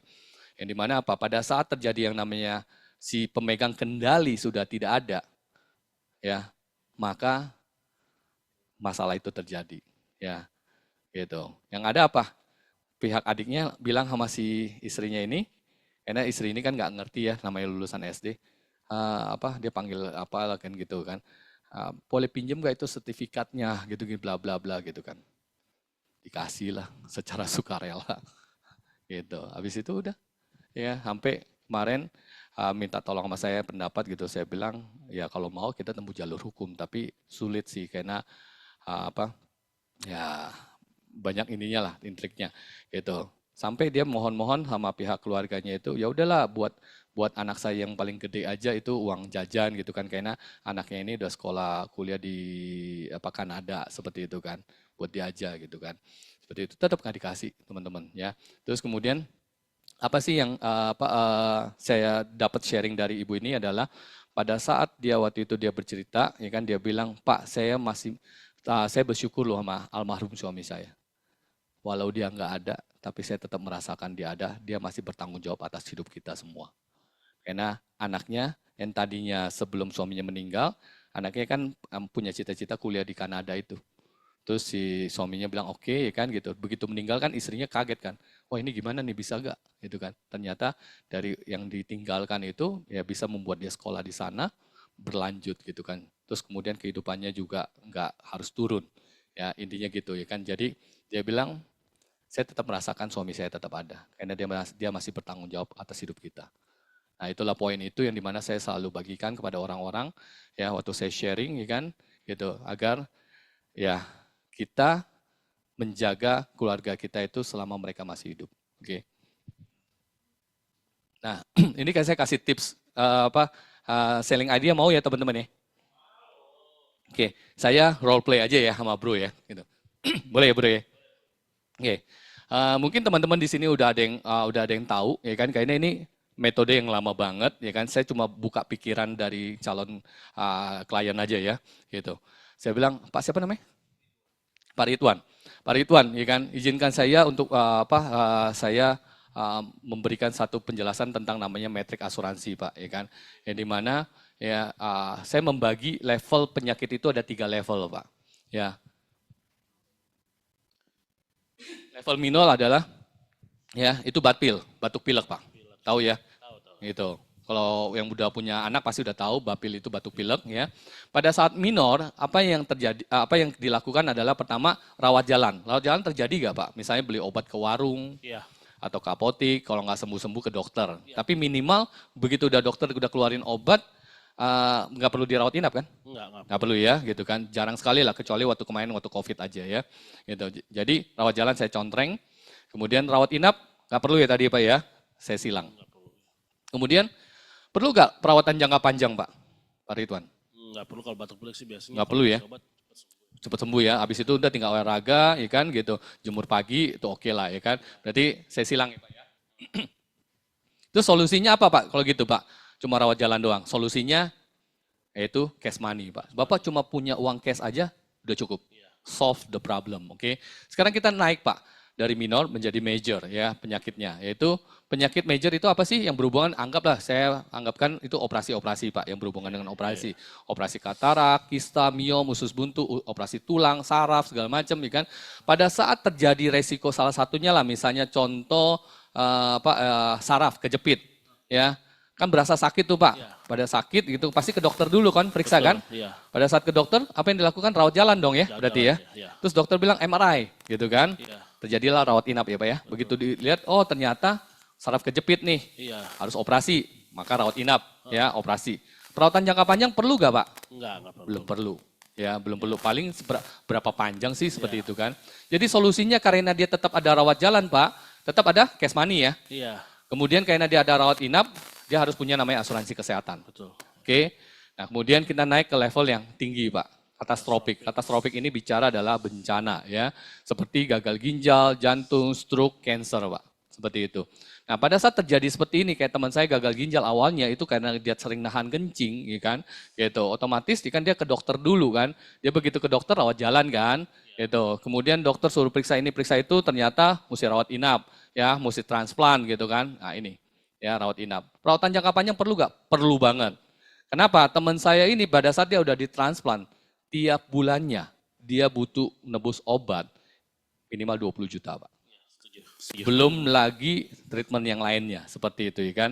Jadi sekitar 30-an lah sebulan ya. Dan ini saya contreng ya. Oke, solusinya karena dia ada rawat jalan pasti cash money ya Pak ya. Harus ada ya. Iya, harus ada cash Kemudian rawat inap, asuransi kesehatan. Iya. Karena dia ada masalah di perawatan jangka panjang, maka solusinya harus ada apa? Ya ini, critical illness Pak, maupun life insurance. Seperti itu. Nah, poinnya Pak sekarang gini. WHO Pak mensurvei orang sebelum meninggal ya, itu 95% sakit kritis Pak. Bapak bisa search. Ya, 95% itu sakit kritis, berarti ada posisi di atas nih ya Pak ya. Di atas ini. Ya, di katastrofik ya kan. Kemudian sisanya berapa? 3% kecelakaan. Ya. 2% lain-lain. Nah, 2% lain-lain ini seperti kayak papa saya waktu kelas 3 SD dia meninggal tidur. Ya, tidur, ya kan? Kan kita mau seperti itu ya teman-teman ya. Kalau saya boleh memilih, saya mau juga seperti itu meninggalnya. Jadi tidur udah nggak nyusahin orang, ya gitu. Tapi orang yang seperti ini alang banget ya Pak ya, jarang banget ya. Gitu. Mama saya aja dia karena ada pembengkakan jantung, ya kan? Seperti itu kan. Itu waktu itu dia dirawat di ICU terus pasang ventilator itu hampir 1 bulan. Seperti itu ya. Gitu. Jadi survei WHO itu benar Pak ya. Oke. Nah, sekarang Pak ya, menurut Bapak yakin nggak dalam kehidupan Pak Ridwan ya, Bapak hanya di minor aja Pak? Nggak yakin ya Pak ya? Nggak yakin ya. Bapak orang yang smart karena sudah melihat survei WHO ya. Tapi kalau Bapak yakin pun nggak masalah Pak. Ya, ini kata kuncinya teman-teman. Kalau Bapak yakin hanya di batuk pilek Pak, ya Bapak nggak perlu namanya asuransi kesehatan maupun sakit kritis maupun asuransi jiwa. Cash money aja cukup. Tapi saya percaya Bapak orang yang bijaksana, Bapak melihat nih, survei WHO bilang 95% sakit kritis dan itu udah ada solusinya Pak untuk sakit kritis butuh asuransi kesehatan, asuransi sakit kritis dan life insurance. Dan tentunya Bapak akan memilih buat solusi tersebut. Gitu ya. Jadi balikin dulu. Kalau dia yakin cuma batuk pilek aja, is okay, nggak butuh asuransi. Ya, gitu ya Pak. Dapat ya poinnya ya Pak. Oke, kemudian saya akan masuk ke piramida. Nah, asuransi yang benar adalah seperti ini Pak. Ya, yang paling bawah adalah hospitalized 100%. Ya, jadi Bapak harus namanya punya asuransi kesehatan yang on bill. Seperti itu ya kan. Setelah udah punya ini, ya kan, Bapak bisa namanya ambil namanya proteksi income, critical illness atau proteksi pengeluaran. Ya. Nah, ada salah satu klien saya, dia waktu zamannya belum ada PPH, teman-teman ya, belum ada PPH, ya, itu dia minta rekomendasi saya. Saya mesti gimana? Dan saya profesional di sini teman-teman. Saya bilang, ya di Pru adanya cuma limitnya sekian. Terus dia bilang, oh berarti ini nggak mencakup kebutuhan saya dong? Iya, betul, saya bilang. Terus kemudian dia bilang, dia dapat penawaran dari AIA Singapura. Itu limitnya 1 juta US dollar, seperti itu. Saya bilang ambil. Yang penting dia mesti ada jaminan pembaruan polis setiap tahunnya. Dan begitu dia udah baca klausa polisnya, dia kasih ke saya, dia bilang ini ada gak? Begitu saya baca, oh ada, ambil. Ambil deh, satu keluarga 5 orang. Seperti itu. Saya kehilangan bisnis teman-teman. Tapi don't worry, ya saya masuk lagi waktu itu. Saya masuk dengan metode seperti ini, saya bilang, kok you kan udah punya nih yang paling bawah 100%. AIA udah mengcover itu dari Singapura udah keren banget, saya bilang gitu kan. Jadi next selanjutnya adalah critical illness. Terus dia bilang gini, buat apa Han? Kan gue kalau ada apa-apa di cover semua sama AIA Singapura, gue udah limitnya gede, seperti itu kan. Gitu. Saya bilang oke kok. Ya. Sekarang saya tahu dia adalah pembisnis, ya, pemilik daripada konveksi besar. Dan dia adalah decision maker-nya untuk namanya desain apapun dia approval gitu. Terus saya bilang oke kok, kalau misalnya sekarang terjadi yang namanya critical illness, anggaplah stroke. Cowok saya selalu ke stroke, cewek ke kanker teman-teman. Ya. Contoh stroke ya gitu. Kita cowok kalau kena stroke itu udah nggak bisa kerja kok, piansui namanya. Ya benar ya. Jadi ya udah lumpuh sebelah lah atau whatever gitu kan seperti itu. Nah sekarang kalau kayak begitu pengaruh gak dalam bisnis Koko itu omsetnya? Karena kan Koko semua yang meng-approval. Dia pikir-mikir, ya pengaruh sih Han gitu kan. Terus hubungannya apa? Pada saat pengaruh gitu berarti omset turun, saya bilang. Pendapatan turun, saya bilang. Asuransi Koko emang mengcover ini 100%, ya semua mengenai kesehatan dia cover, tapi masalahnya biaya hidup di cover gak? Koko masih ada namanya uang sekolah buat anak, ada cicilan gitu kan, terutama ada KPR kan gitu. Kalau KPR itu enak banget ya teman-teman, karena KPR itu kan tunggu meninggal dulu baru bisa klaim kan. Kalau dia sakit kritis itu jadi benalu, seperti itu ya. Oke, saya bilang itu akan terjadi. Nah pertanyaan saya adalah bisa gak Koko klaim tuh ke AIA? Ayah, biaya hidup gue 50 juta nih 1 bulan. Ya, gitu. Tolong dong, bayarin gue belum bisa kerja nih. Dia bilang nggak bisa, dia cuma bayar biaya kesehatannya, betul ya? Gitu. Kita biasa bilang ke PLN, ya kan? Misalnya, ya kan, PLN gue nggak bisa bayar dulu dong, gitu kan? Kayak gini, dia bilang iso oke, besok paling gelap gulita kan, seperti itu kan, teman-teman ya. Jadi hidup itu kejam, teman-teman ya. Jadi saya bilang kita harus punya ini. Makanya waktu itu kayak saya hitungin dia, ya kan gitu. Dan alhasil waktu itu ya kan dia menambah asuransi sakit kritisnya seperti itu kan. Itu di angka di 5 seperti itu ya teman-teman ya. Oke, kemudian selanjutnya TPD, Total Permanent Disablement, seperti itu ya. Nah ini lebih tinggi lagi tingkatannya ya, karena kenapa? Karena pada saat cacat tetap total ada orang yang bantu ngurus, itu juga butuh biaya hidup. Dan kita harus menghitung kebutuhan biaya hidupnya dia, seperti itu ya kan. Jadi tentunya pertanggungan TPD-nya itu lebih besar, makanya di TPD kita kan itu jadi apa? Jadi waktu itu di PA itu jadi satu ya dengan life insurance seperti itu. Oke. Kemudian yang paling tinggi adalah life insurance seperti itu. Ya. Nah, life insurance ini kita bukan bicara hanya kematian aja teman-teman. Itu banyak hal yang bisa kita lakukan mulai dari proteksi utang, ya kan, kemudian family business, kemudian juga buat namanya pajak, ya. Terus kemudian buat namanya kimen seperti itu ya. Nah, itu bisa masuk semuanya teman-teman ya. Dan ya thanks God ya bulan berapa ya waktu itu ya, bulan 4 waktu yang saya ikut PFA itu atau bulan 5 ya kan, itu saya ada closing ya kan, satu company itu para BOD-nya ya, jadi pemegang yang pemilik perusahaannya dan dia memasukkan 3 BOD-nya seperti itu. Lumayan lah ya, total dari mereka berempat itu ada 90 juta sebulan seperti itu ya. Oke, jadi kita bicara tentang yang namanya saham mereka. Jadi gimana saya memproteksi ikan saham mereka ya, dimana kalau misalnya terjadi salah satunya para pemegang sahamnya ini pass away, jangan sampai keluarga masuk, nanti akan terjadi bencana di situ. Jadi itu saya gandeng juga dengan perjanjian notarisnya. Jadi saya membuat draftnya, ikan hukumnya seperti apa, ya, di mana nanti kalau misalnya terjadi sengketa, ya kan, ya misalnya salah satu kan pemegang polis nggak boleh perusahaan sekarang, betul ya teman-teman ya, itu masalah seperti itu. Kalau misalnya uang udah masuk ke pihak sana, ya itu kan akan repot ya teman-teman ya. Nah dari pemiliknya bilang nanti ini gimana? Saya bilang ada pasal-pasalnya kok.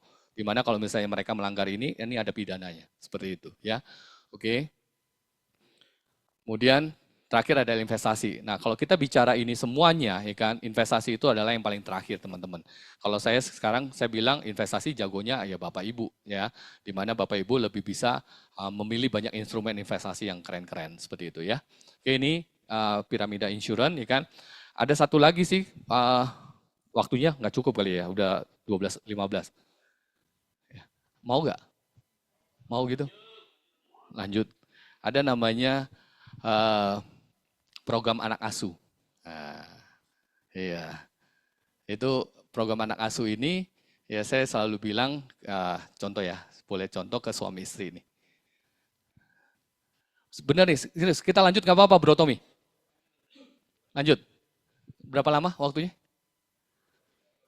12.30, oke saya kebut ya. Oke, suami istri Pak? Oke. Nah. Oke, oke. Pak siapa? Aloy Intan. Aloy Intan ya, oke. Punya anak berapa? 1, oke. Saya punya namanya program anak asuh, ya gitu.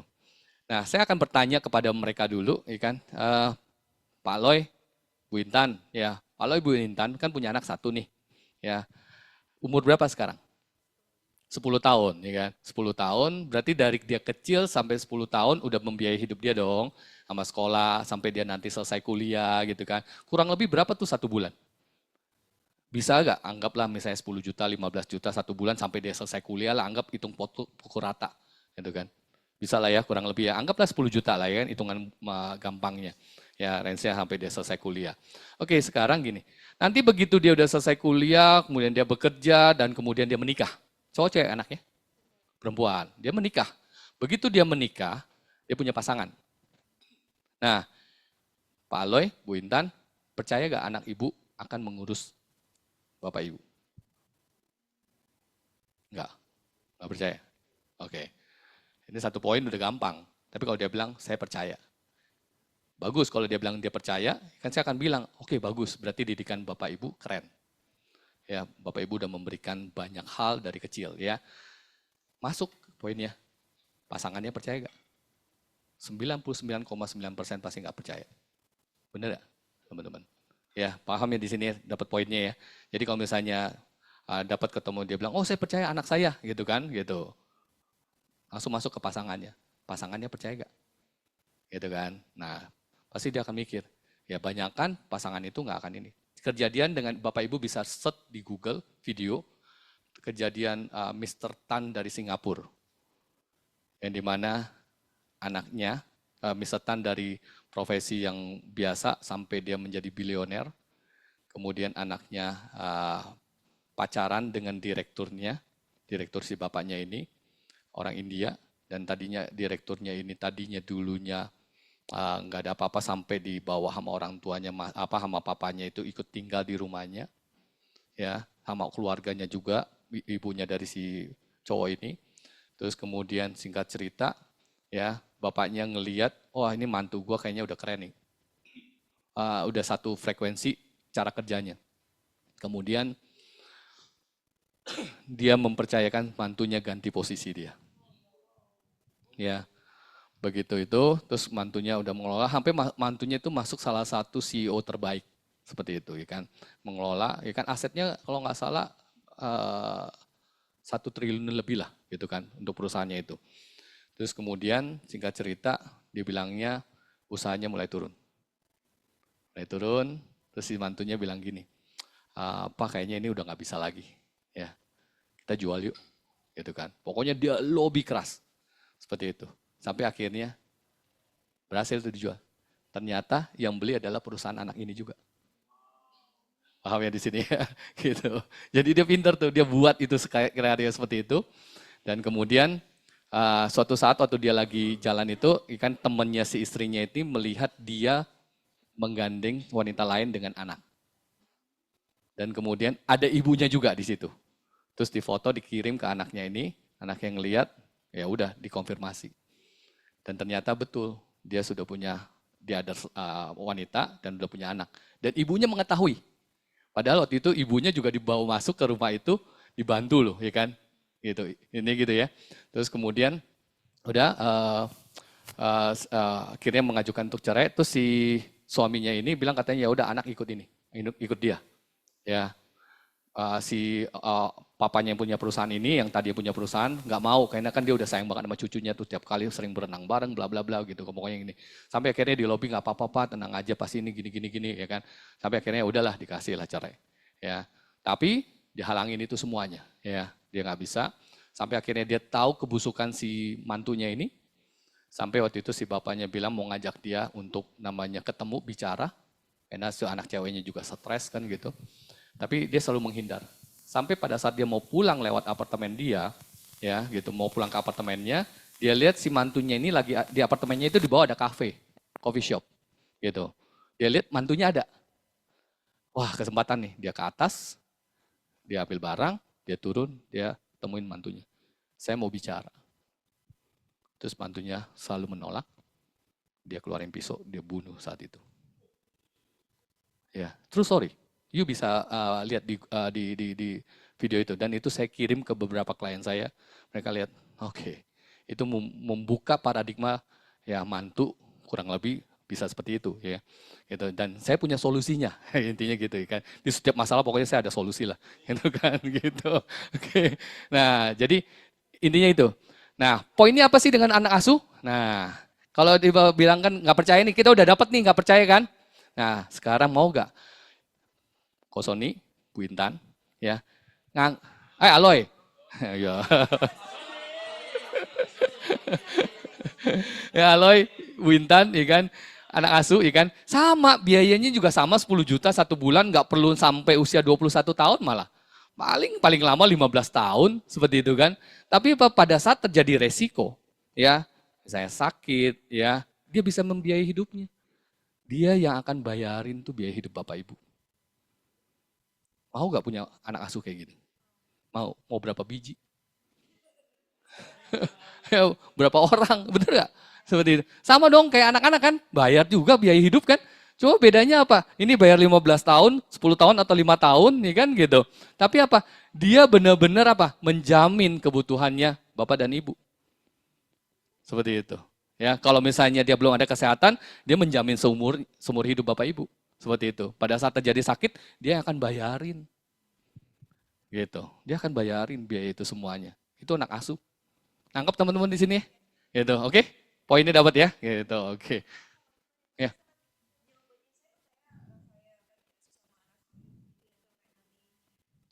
Ya.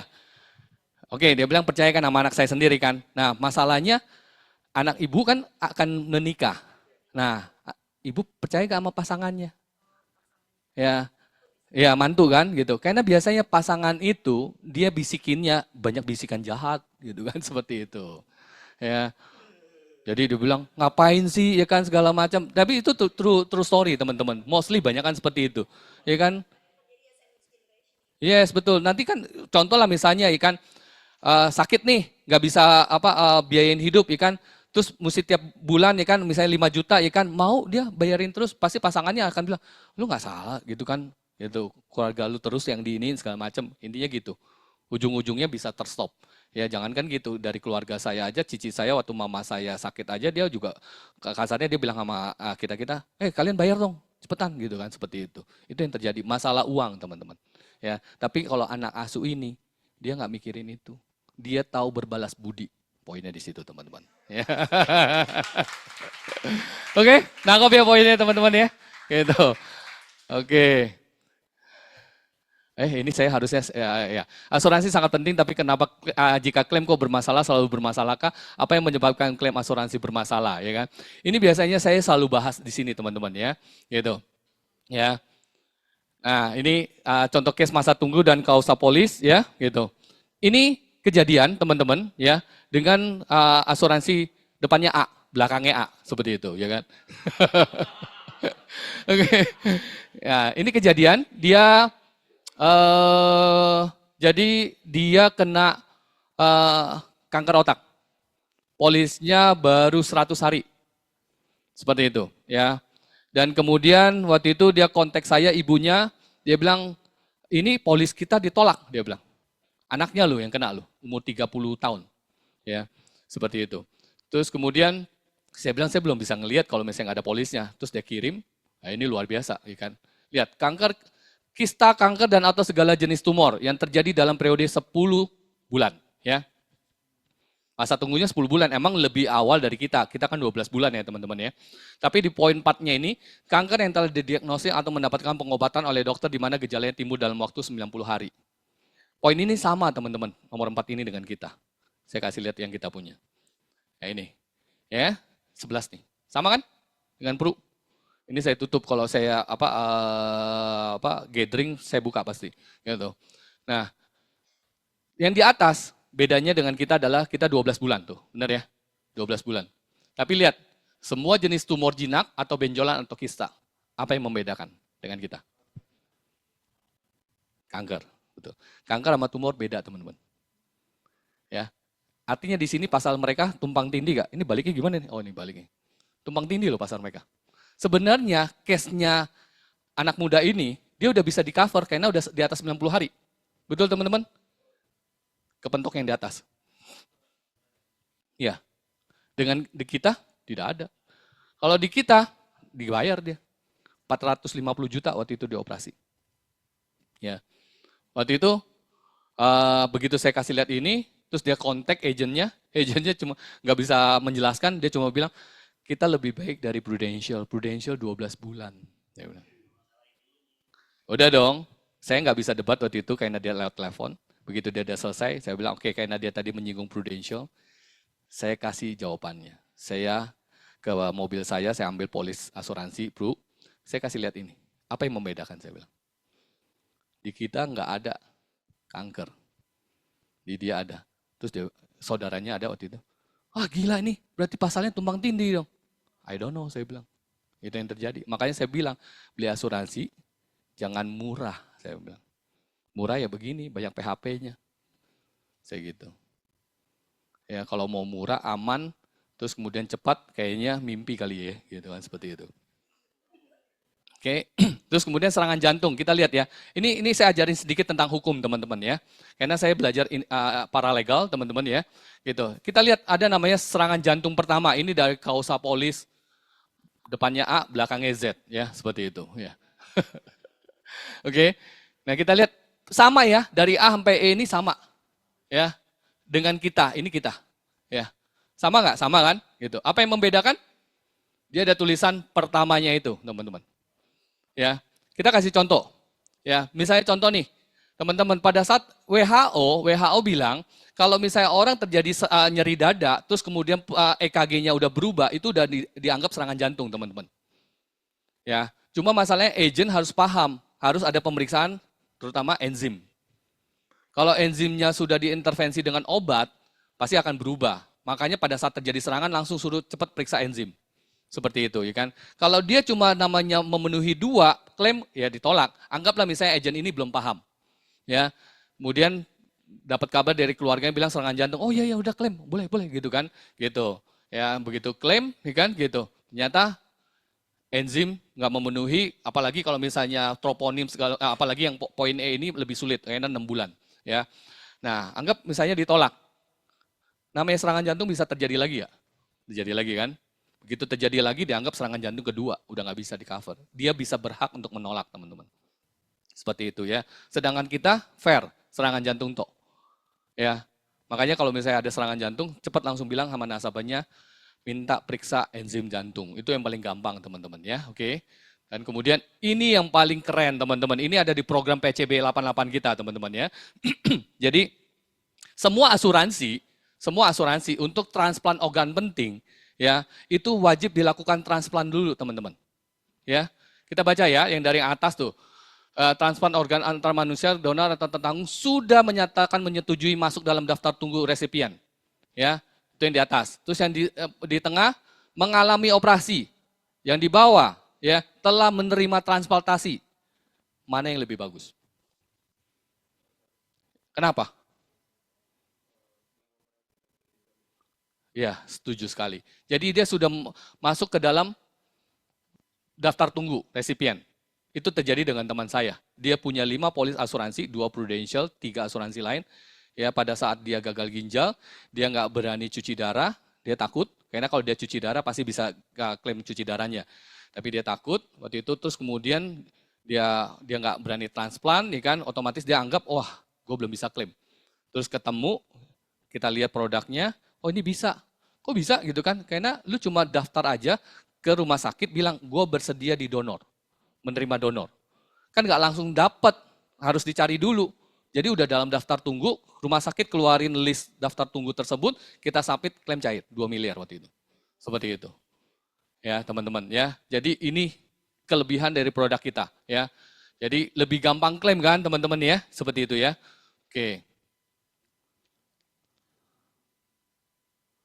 Oh ini kalau ini cerita tentang ini saya, maksudnya saya ada tetangga dia datang kepada saya ya klaim asuransi depannya M ya gitu.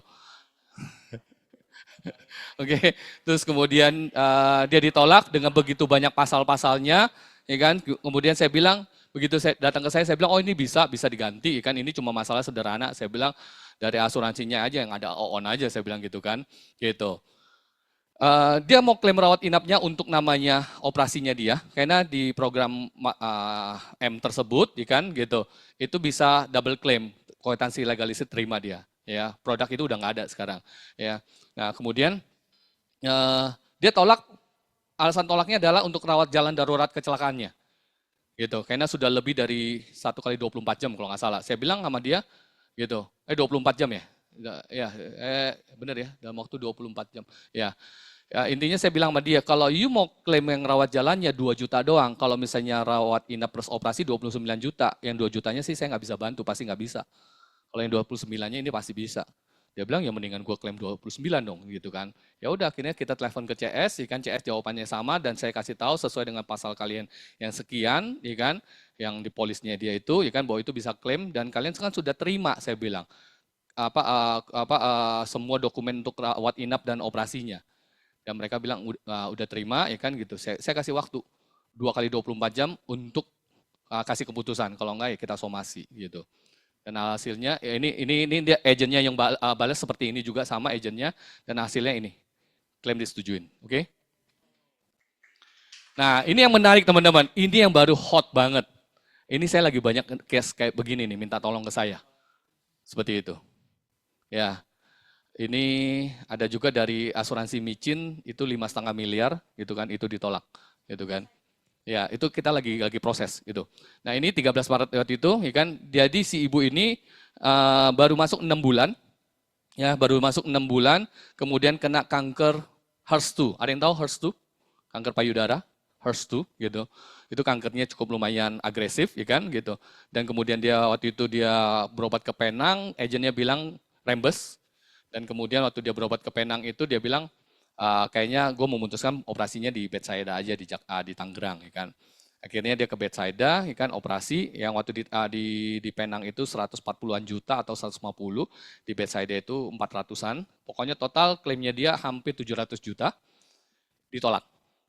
Karena riwayat ini.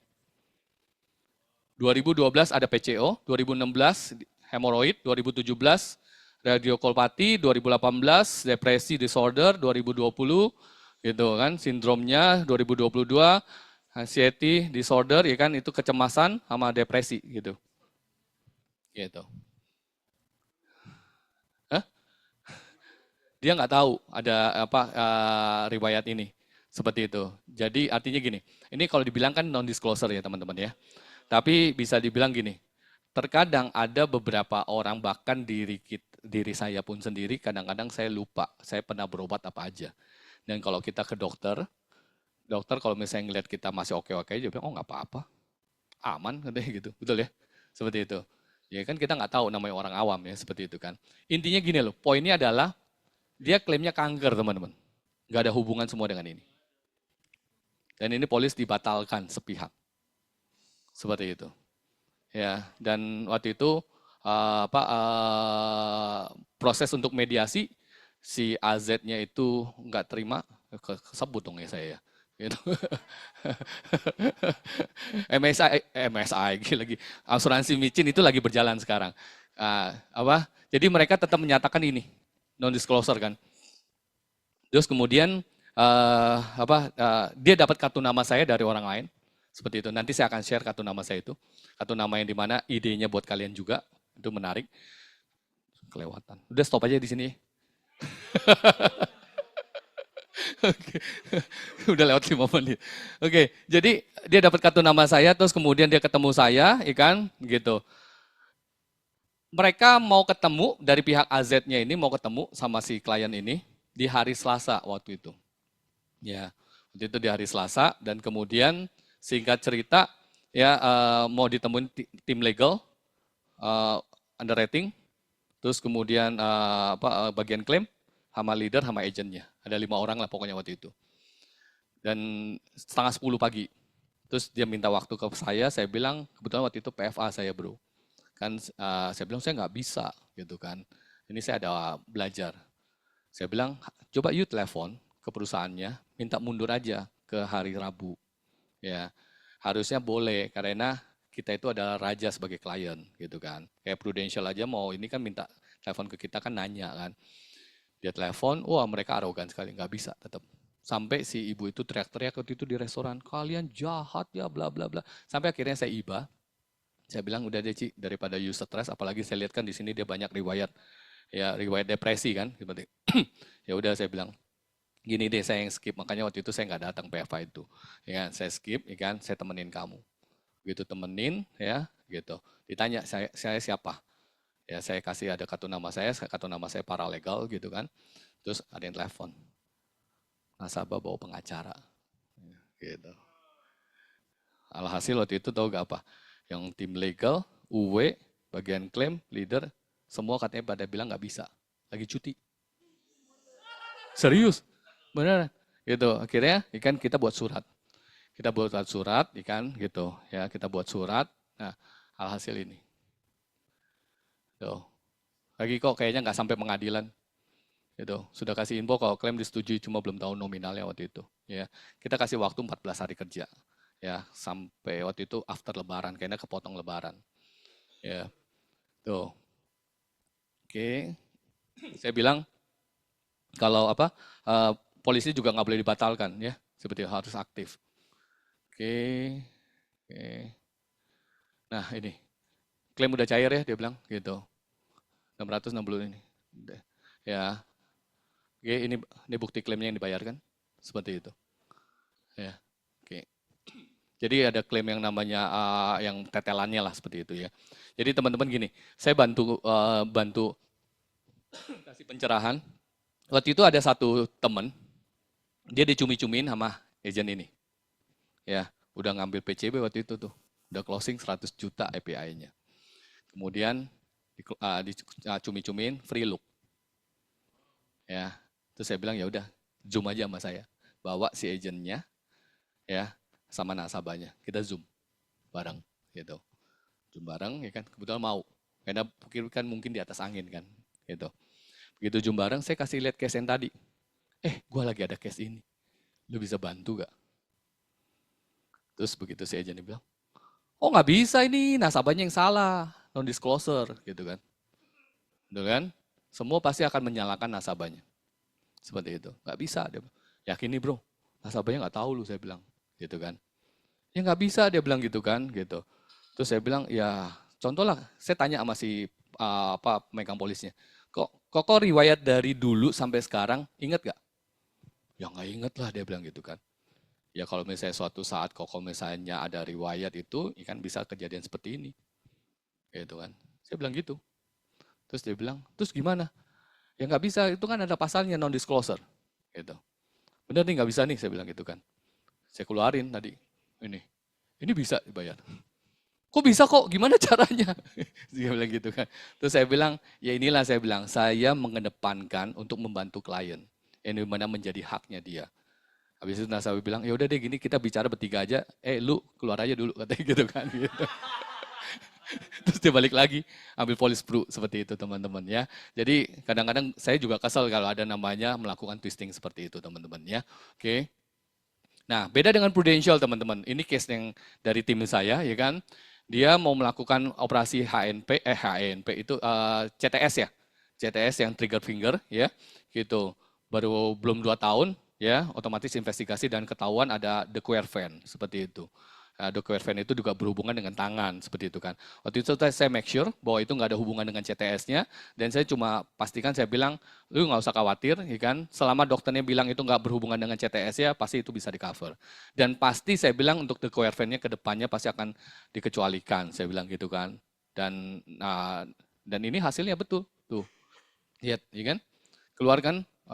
Karena sebelumnya dia ada gastritis ya udah pengecualian. Nah untuk the Quervain-nya tambahan pengecualiannya seperti itu ya kan. Jadi lebih fair seperti itu ya yang di Pru ya. Oke, nah ini dia akhirnya klaim kan, klaimnya dibayarkan. Yang tadi CTS-nya seperti itu ya teman-teman. Oke, ini kartu nama saya. Ya, ini emergency card ini saya punya ide teman-teman dapat dari Singapura ya gitu. Jadi saya ada kartu nama Prudential, tapi selalu saya jarang pakai. Saya selalu pakai ini. Kenapa saya ini? Caranya adalah gini. Saya kalau setiap kali ketemu teman-teman orang, ya kan, saya kan suka mancing nih teman-teman ya. Ya, kalau misalnya saya kasih kartu nama Prudential, pasti mereka akan bilang, oh gue udah ada, wah ini gue udah ini agentnya ini bla bla bla bla bla seperti itu ya kan. Terus kalau saya ketemu ya sama orang, mereka anggap Ko Aloy, ya kan. Saya kasih tanya kan kerjaan saya apa, saya kasih kartu nama saya. Terus dia bilang, apaan ini emergency card? Emergency card ini pegang, karena saya percaya Ko Aloy sama keluarga pasti udah punya polis asuransi. Pegang kartu ini, suatu saat polis asuransi Ko Aloy dan istri ada masalah, hubungin saya bantu. Seperti itu. Ya, jadi kartu nama ini juga bisa Ko Aloy nanti bagikan kepada teman kalau misalnya ada masalah dengan polis asuransi mereka. Seperti itu. Dan itu banyak kejadian mereka dapat dari kartu nama ini. Dia bilang saya dapat kartu nama ini. Yang tadi salah satu ibu yang tadi yang suaminya kena kanker anak ginjal, itu dia dapat kartu nama dari orang temannya dia. Yang dimana dia udah suruh orang lain bantu polis suaminya itu total ada 18 polis. Dan banyak kan polis-polis itu semua polis-polis yang receh-receh teman-teman. Ada yang cuma UP-nya 5 juta, 10 juta dari Bank S, seperti itu. Dan waktu itu dia suruh urus, ya kan, nggak bisa, kepentoknya di rumah sakit nggak mau ngisi form segitu banyak. Dokternya menolak, seperti itu kan. Terus habis itu dia dapat, terus begitu saya analisa, saya bilang oke, saya coba ke sana, begitu saya ke sana, saya ngelihat, ya saya dapat hikmatin teman-teman, ya kan. Saya bilang, oke, saya tanya dokter konsultasi berapa 550. Akhirnya saya telepon nasabahnya. Bu, bersedia gak kalau kita bayar 17 form itu kali 550? Karena satu form gratis. Seperti itu. Ya. Jadi kurang lebih berapa tuh? Berapa juta kan 8 jutaan apa 9 jutaan lah kalau nggak salah waktu itu saya ininya, ya. Terus dia bilang, dia sempat mikir, dia bilang, Bu nggak usah khawatir, satu form aja ibu klaimnya paling kecil aja 5 juta kan. Seperti itu. 5 juta, tukar 550, oke lah saya bilang gitu kan. Yang lain kan masih banyak, saya bilang gitu. Dia bilang, ya udah yang baiknya buat Pak Johan, saya ikut aja. Saya bayarin dulu, dia transfer balik ke saya gitu kan. Begitu saya ketemu dokternya, kayaknya saya udah dapat izin dari si nasabah, ya kan. Ketemu dokternya, saya bilang, dokter bilang nggak bisa ini banyak sekali kan udah isi satu, dia bilang. Ini dok, isi satu kita bayar per konsultasi. Maksud kamu, anggap aja ini satu form satu pasien. Jadi kita bayar 17 pasien. Gitu. Oke, dia bilang gitu. Gitu ya. Jadi mesti punya hikmat teman-teman ya, gitu. Dan hasil ya udah dia begitu udah isi semua ya kan, tuh saya minta sekretaris untuk bantu kirim segala macam. Kurang lebih 1 bulanan itu semua udah terkumpul, udah masuk. Dia kontak saya malam-malam. Saya ingat waktu itu masih di Mall Ciputra. Ya, dia bilang dia say thank you gitu kan, dan dia mau bayar saya. Dia mau bayar saya bilang, buat apa Bu? Ya saya waktu itu bayar orang aja nggak beres. Gitu. Ini Bapak belum saya bayar udah beres, dia bilang. Saya bilang, itu kartu nama saya kan tulisannya free, saya bilang. Gitu. Jadi saya kasih free ke Ibu. Oh nggak bisa dong Pak, ya udah gini, nanti Ibu testimoni aja dan kemudian nanti silaturahmi. Ujung-ujungnya ya dia beli PCB, beli asuransi cinta, ya kan segala macam. Itu semua gitu teman-teman ya. Oke. Jadi yang tadi saya bilang pelayanan dari hati akan menyentuh hati teman-teman ya. Oke. Nah ini kata teman-teman tim saya ya, tidak ada orang hebat, yang ada hanyalah orang yang terlatih dan orang yang tidak terlatih ya. Dan kamu mau yang mana teman-teman, seperti itu. Oke, sebelum saya tutup, saya ada sebuah cerita teman-teman. Oke, ada yang sudah tahu cerita ini? The Pencil Maker? Saya bawa contekan, saya tulis semuanya. Ini hasil dari pencil makernya teman-teman. Ya, ini saya tulis di kertas pensil. Ya, oke. Boleh bantu musik ya Pak? Oke. Jadi pada suatu hari ya ada seorang pembuat pensil yang membuat pensil-pensil yang indah teman-teman. Setiap hari sang pembuat pensil mengambil pensil yang baru saja dia buat dan dia memegangnya sebelum dia memasukkannya ke dalam kotak. Dan dia berkata begini kepada pensilnya. Ada 5 hal yang perlu kamu ketahui, hai pensil, sebelum aku mengirimmu ke toko-toko. Ingatlah semua yang aku katakan kepadamu dan jangan pernah melupakannya. And you can be the best pencil. Yang pertama dia katakan kepada si pensil, kamu akan mampu melakukan banyak hal hebat. Tetapi hanya jika kamu mengizinkan dirimu digunakan di tangan seseorang. Dan yang kedua, kamu akan mengalami saat-saat penajaman yang menyakitkan dari waktu ke waktu, Tetapi engkau membutuhkan penajaman tersebut supaya engkau bisa menjadi pensil yang lebih baik dan lebih tajam dari sebelumnya. Yang ketiga, jangan khawatir akan kesalahan yang engkau perbuat, karena engkau akan bisa memperbaiki kesalahan apapun yang engkau perbuat. Dan yang keempat, kata sang pensil maker kepada sang pensil. Dan ini sangat penting untuk kamu ingat, bahwa bagian terpenting dalam dirimu ada di dalam dan bukan ada di luar. Dan yang kelima, yang terakhir, sang pembuat pensil berkata kepada si pensil, di setiap permukaan yang kamu akan gunakan, di setiap kertas atau kayu, di semua permukaan, di mana kamu akan digunakan oleh tangan pemilikmu, engkau harus meninggalkan bekas dan tanda yang jelas, serta mudah untuk dibaca. Apapun kondisinya, jangan pernah berhenti berguna dan teruslah menulis. Dan si pensil mengerti dan berjanji untuk mengingatnya, dan dia masuk ke dalam kotak dengan sebuah keteguhan hatinya. Dari cerita pensil maker ini, kita bisa memaknai, yaitu Tuhan sedang berbicara kepada kita, teman-teman.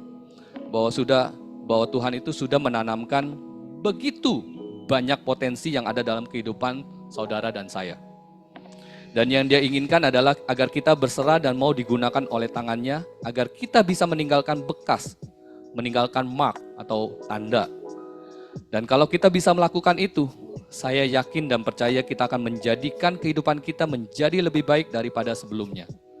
Dan saya percaya promosi AD, promosi AAD, PC, PCC, Double Star Club, MDRT Star Club ini akan menjadi kenyataan di 2024 ini buat kita semuanya. Demikian cerita ini teman-teman. Gitu. Oke, kita kasih plus luar biasa. Kita bangkit berdiri teman-teman. Luar biasa banget ya. Luar biasa banget Ko Johan. Thank you.